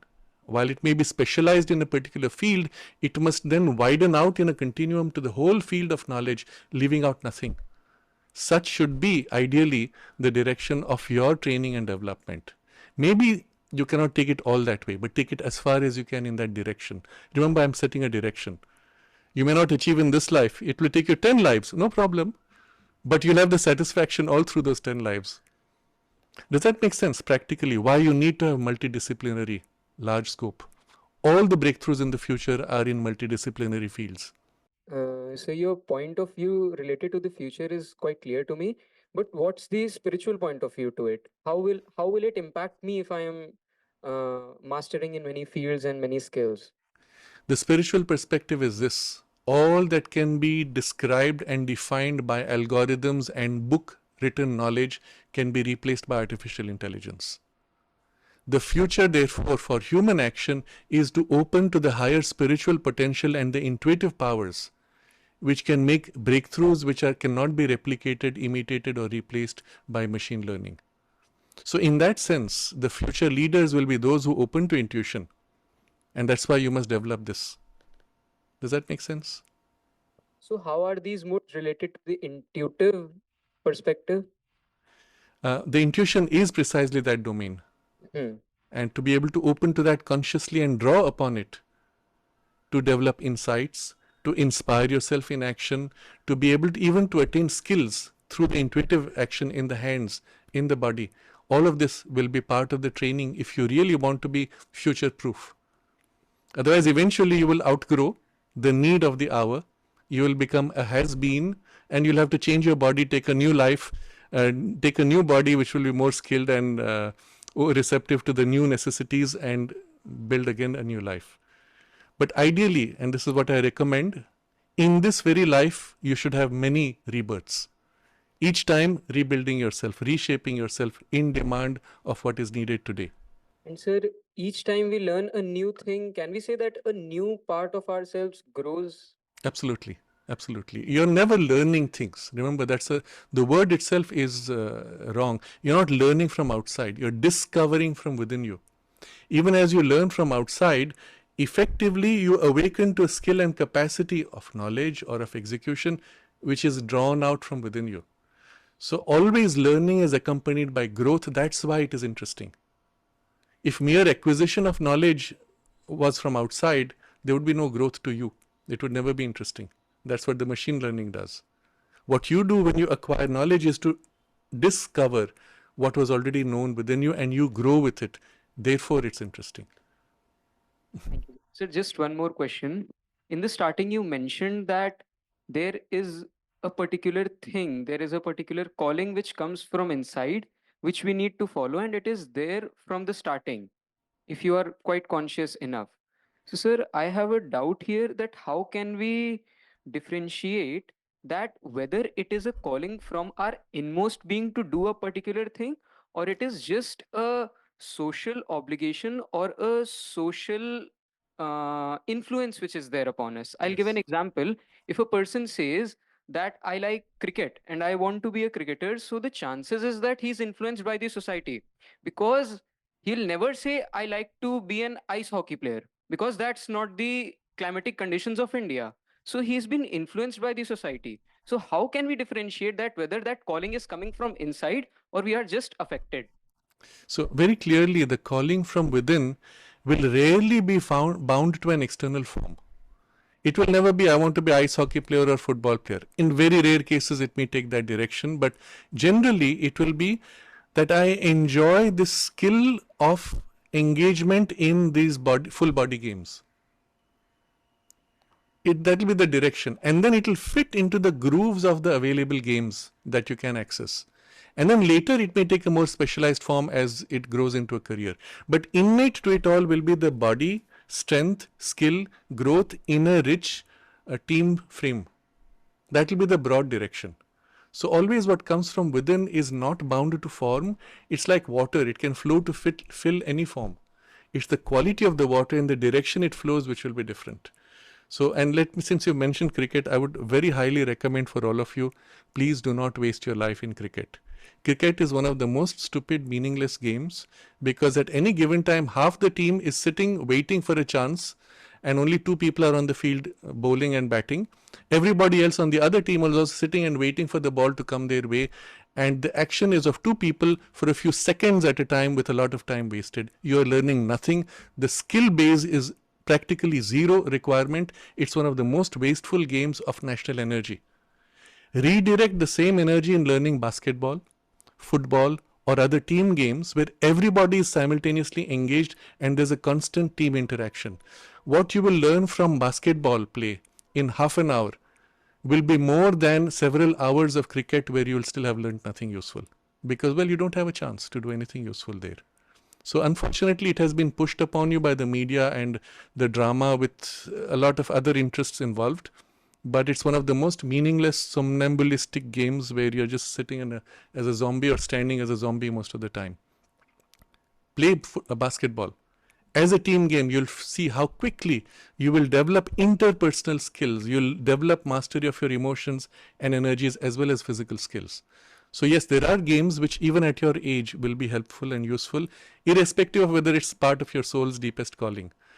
It includes all these because the soul delights when you grow in your skills and capacities. So don't think of the soul's direction as being narrow to a specific form. It's much more broad generally for a wide, rich growth, of which these can be done. And please enjoy those when you do them. Thank you so much, sir. Is it wrong to decide what we want to do or become from a young age? No, it's not wrong.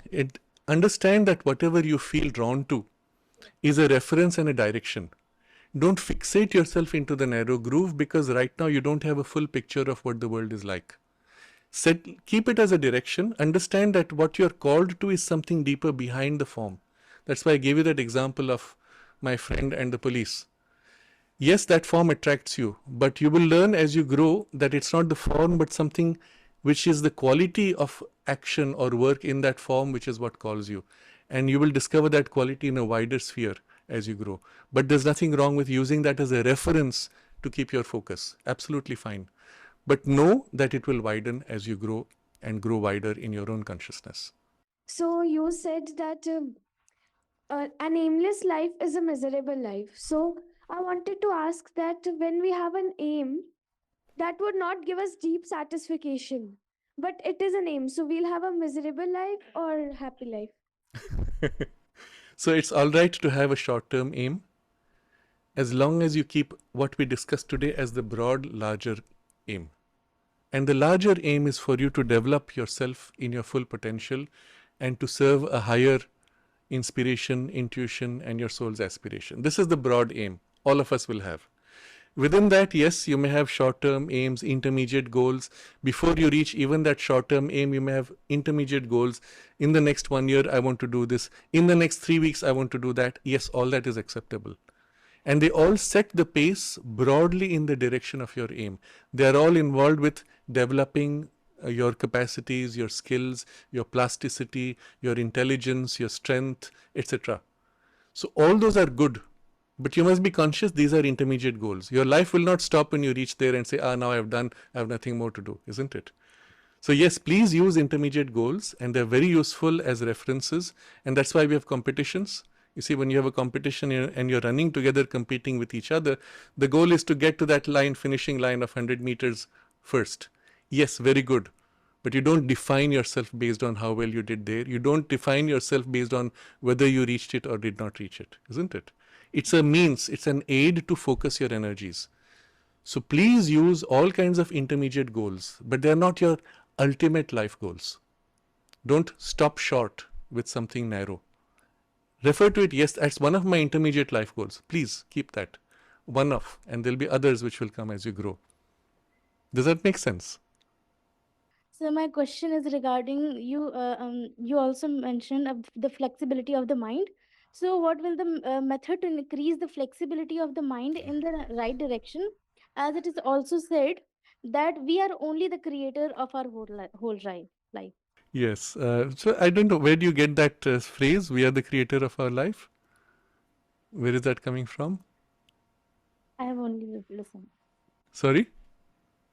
I have only listened that we are. Okay. No, don't believe every phrase that's given to you. Or the phrase may have a truth, but it may be a partial truth. We are certainly creators of our life in the sense that you decide many things. But also there are other things that you're not conscious of which also influence your life.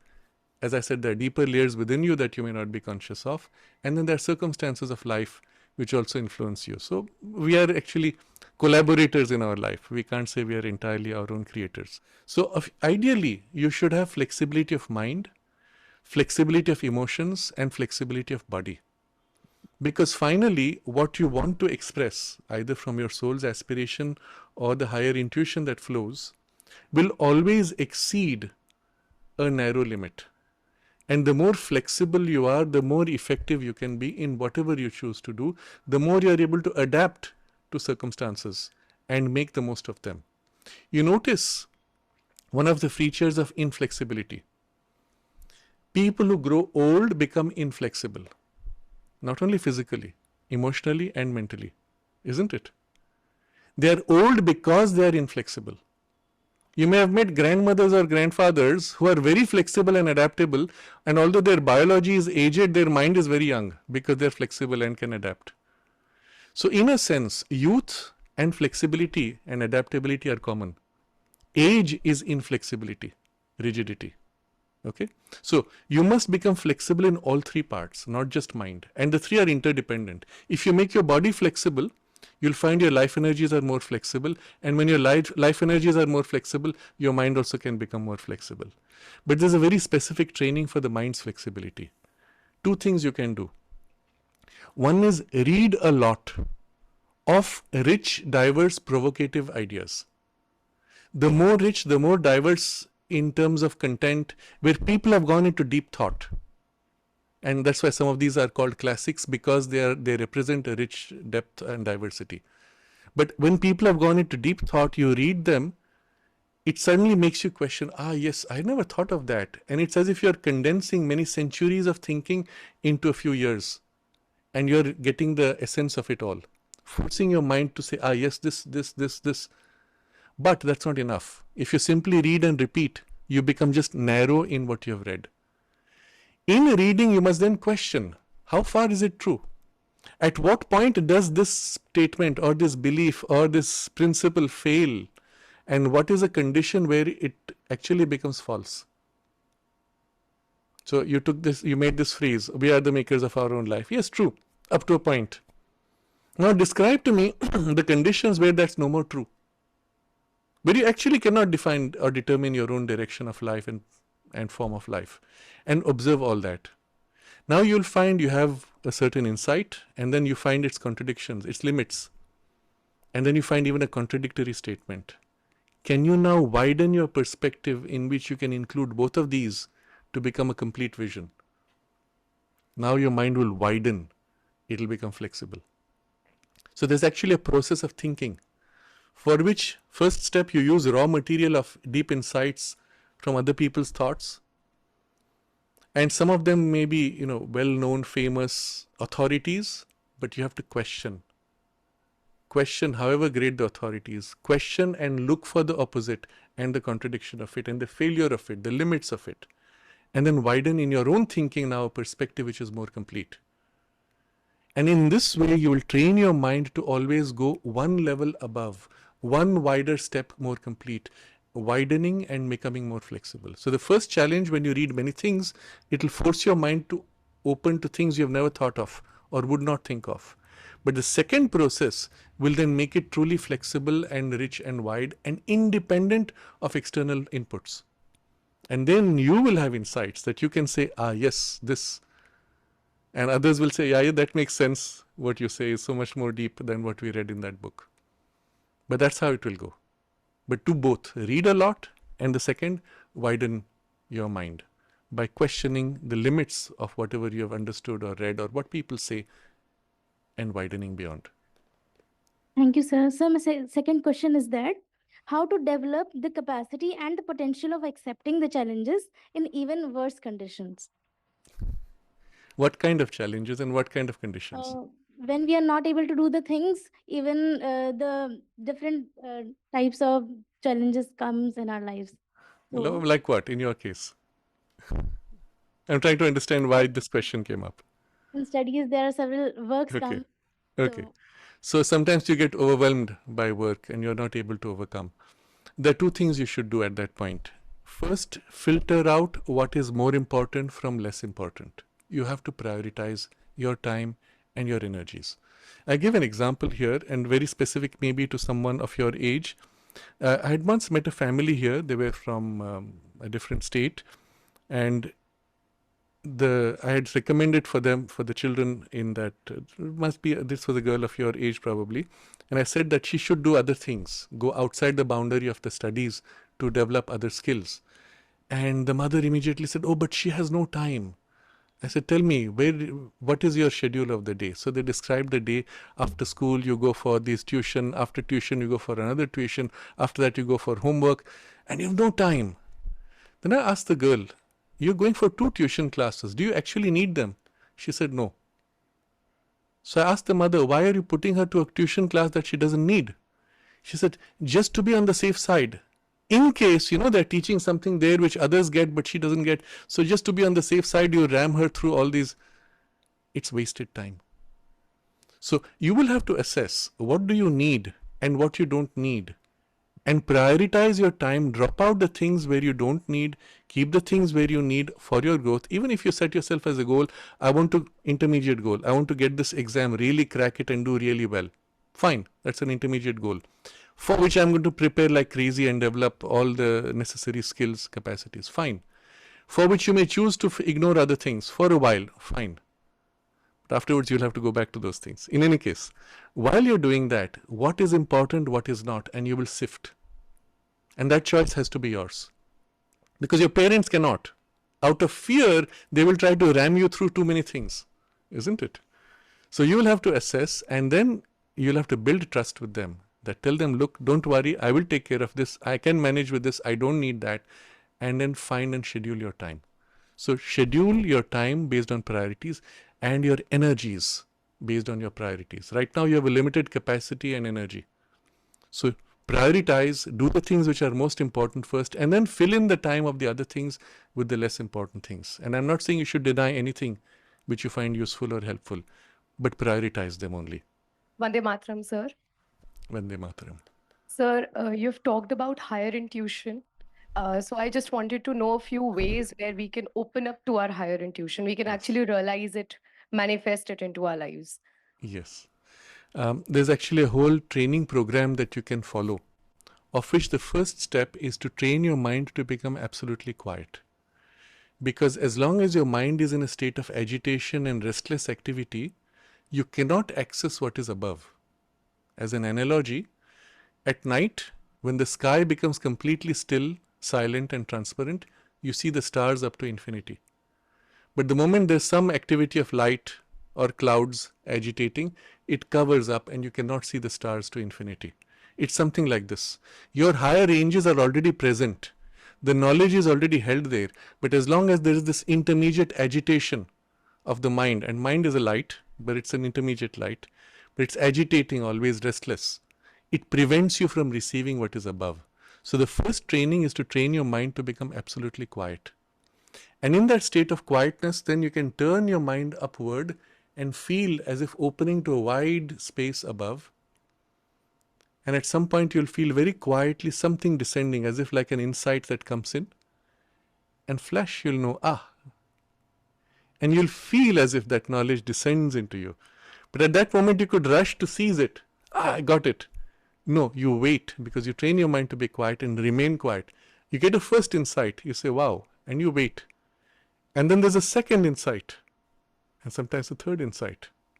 You wait until it finishes revealing itself, and then you move to now articulate or express or apply, whatever it is. So that state of total stillness is required first in the mind, and the same would apply even in action, in the energies, or even in the body. If you see a gymnast in the Olympics, you'll find her becoming completely still in the body to a point where actually nothing is moving, not even the mind is moving. And entered in that stillness, the flow begins and the flow carries you. And the gymnast will actually say, I didn't feel I was doing it. I was as if watching myself, and the whole thing happened smoothly, effortlessly, and perfectly. So the same requirement, even for physical intuition, to become completely still, but all the way down into the body. That's the first step. The second step would be then to open above or within, to receive the insight that comes, knowing that it's already there and waiting to come.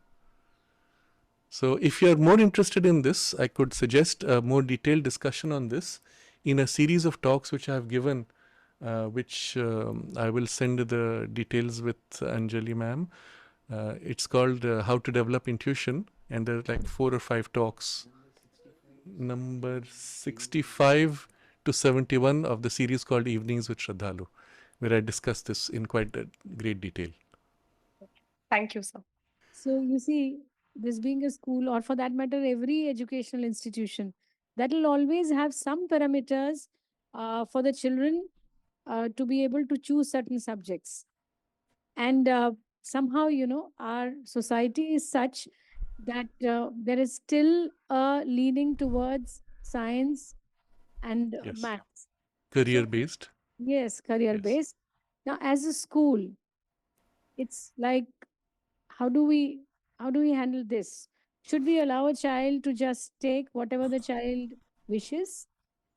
If the child is not listening to the counseling, which the school feels, if the school feels a certain stream is apt for the child, but the child does not want to adapt to that, should the school decide or should the child decide? What should we do? I would suggest that you let the child decide first, and then observe what happens. If at some point you see that that's working out and the child is in some way flowering, let that happen. The counselors generally think in terms of career and try to slot you based on your aptitudes, when in fact you are at an age when your flower is still blooming.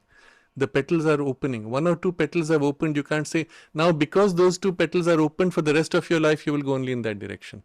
You have to wait to allow the whole fullness of the flowers to open. That's why I gave age 25 as your reference. But even if you take 18 or 20 or 21 as your reference, all your children are still too young to be given a specialization. And if the child has a strong urge to go in a particular direction, allow them and observe. If you find them flowering in that field, in that activity, in that interaction, they're just happy doing it, let it happen. Once that is fulfilled, you can slowly suggest to them to do something more in the direction that you think will be helpful and without pushing it too hard, or which is the greater skill, but it demands skill from your teachers. In the scope of that activity, widen it to include the other dimension. Let's say the child likes to draw and paint. Allow the child this. After a certain point, you say, shall we use some of the artistic tools available on the tablet or computer screen, where you can do so many things which you can't do with color. And it's still in the domain of the artistic expression, but now in a more technically demanding space. And with that, you have, so to say, brought in the technical training in a domain which should have been otherwise purely artistic. Or in the art itself, how do you draw perspectives? How do you show different angles and play with that? And there's a mathematics involved. Without going too much into the numbering, just the geometrical aspect of the maths can be introduced slowly as part of the art. Or the other way, if this child is only interested in the scientific or technical programming, you start with the programming, and then from there, can you use the programming skills to widen out into a more artistic space? And so it's the skill, because this is always possible between any subject, it's the skill of the teacher how you can slant from one to include the other and thereby widen out. So you use the specialized subject of the child's interest as a window to broaden out. That would be ideally the way to do. But to your first question about career interests, see, there's a truth to it that many will go to what they're told, or the parents will say, this is better for your career. That's fine. But there's also a truth to it that the future is becoming more and more based in the tools that computers and artificial intelligence are giving us. So familiarity with those tools will be helpful for everybody irrespective. So the skill will be again for the teacher. All right, we will use computers, but then since you are more interested in that field or you have an aptitude in that other area, can we blend these two somehow? And even through computers turn to whatever specializations. Not everyone, for example, will be as interested or skilled in computer programming. But sometimes I say precisely because you can't do it, that you should do it to develop or open that field or that aspect or that faculty. But that comes at a later age generally. That's when you can force it a little. At the younger age, you just allow them to bloom without any pressure. Typically, I will say up to the age of 10, 11, even up to 12, depending on the maturity of the child, just let them bloom freely. They will find their own way by giving them access to the variations the kinds that I am discussing. But after a certain age, especially when their mind is more individualized, you can actually say, look, this part you're weak. Let's do an activity in that part where you're weak, but link it with the thing where you're strong. So use the strength to address the weakness to overcome it. And then that would be a skill of the teacher. So, but like when we talk of different subjects, so if I take the example of some academic subjects like physics or Chemistry or maths, or for that matter, history or geography. Now, if a child, we've seen that a child has not been scoring, because you see, knowledge may be different from the marks the child Yes. has, but still some relation is definitely Yes, there between sure. them. That's the only parameter through which Yes. we at present, Sure. assess. So now, if the school has seen for almost 5 years, like ever since the child started learning more of physics and chemistry, he's not been doing it well, or he's not reached the level of the class, yet the child wishes to take. The Okay. child has either not made enough effort, and the school has made enough effort with the child, Okay. or I usually never tell children you don't have the aptitude. I always tell them that you've not made enough effort and Okay. you're not putting as much as you should be putting in this subject. So probably you don't have the skill to study this subject regularly. So you might as well choose something where you can study in spurts. Mhm. Because if it is chemistry or physics, So does this same child have other interests, or there's nothing else? they may be having other interests, Okay. but if the school has this Yes, experience, I get it. that the school has already agreed to allow the Yes. children to take whatever they've taken, and then the school has seen that all 20 who were allowed, they have barely managed to pass Yes. in the ISC exams or in the school exams. So now that becomes the school's experience. Yes. So what I would do in such a case, I would say, fine, since in the physics, this is as far as you're able to go, we will give you a limited exposure to the physics.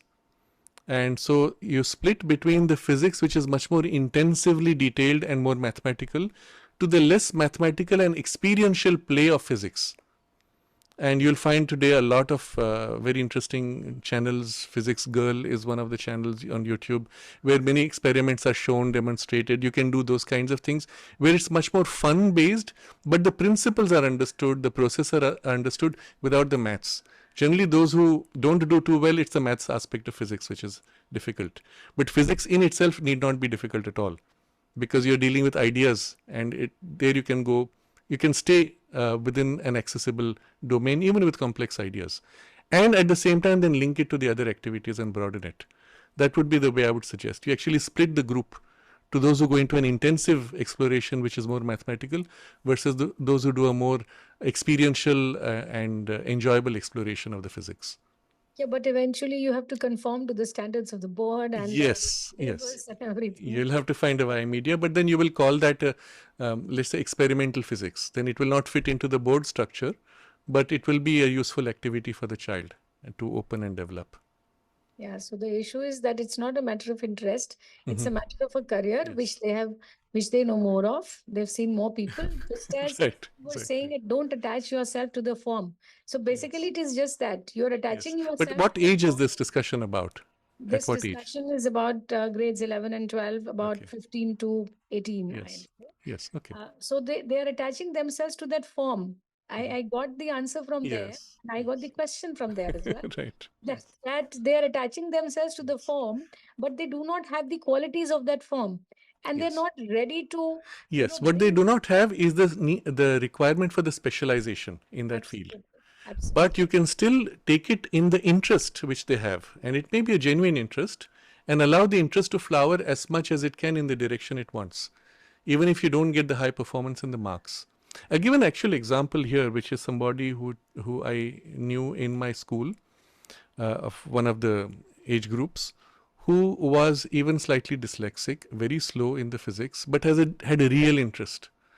Went through, and we had some of the children giving him time, sitting hours to help him overcome the mathematical difficulties, etc.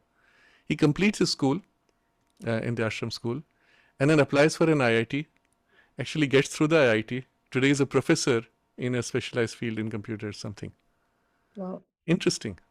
And nobody at that age, no teacher would have said this person will excel in physics. But the route he took, it was not a technical mathematical route so much, but a more applied route. In the physics, there are domains which are more applied and less technical, less abstract. But the problem is, for the exam, they focus only on the abstraction aspect, not the applied aspects. So you may still find the person, if it's a genuine interest, allow them, and they'll find their way. Even with low marks in their exams, they may get into positions of real joy that fulfills what they were looking for. So my question is, just as you have told a story on Elon Musk, can you tell someone like him only the inspiration person, like a source? Yeah, there are several who can be inspirations.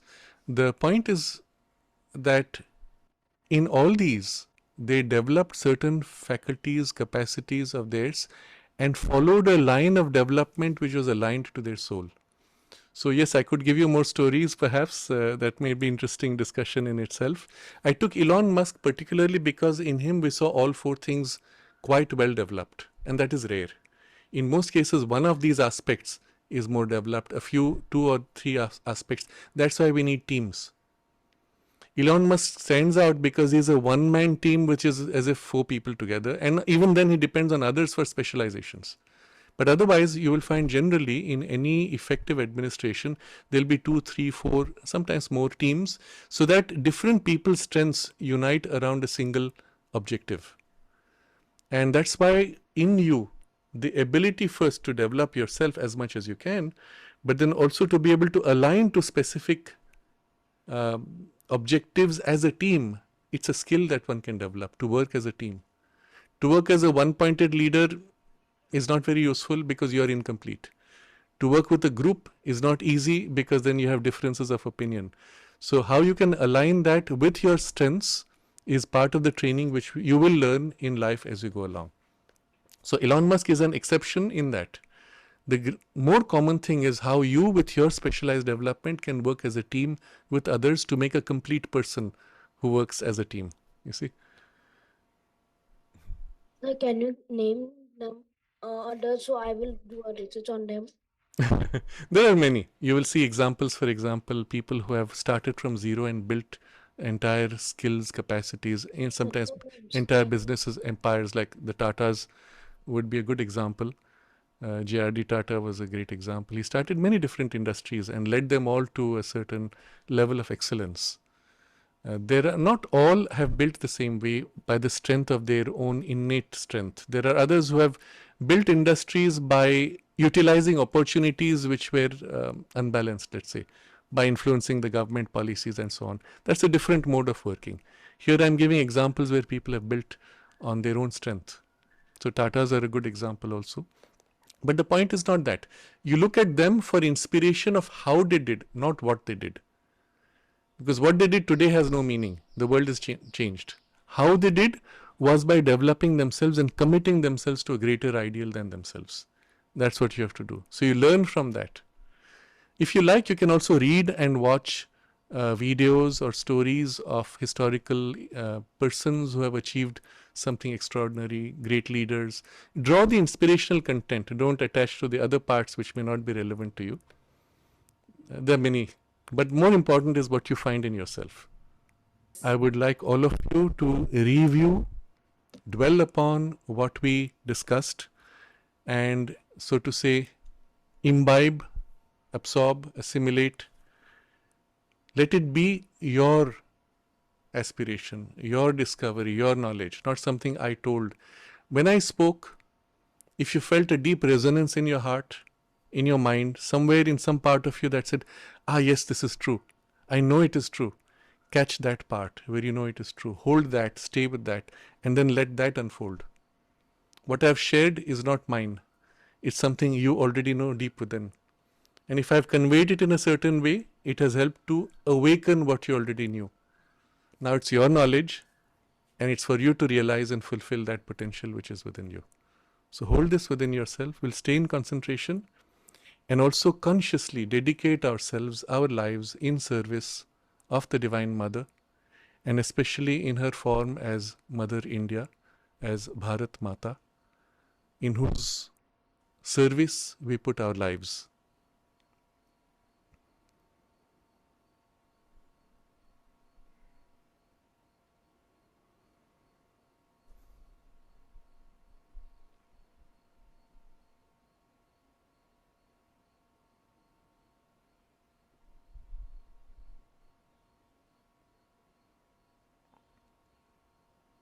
Namaste.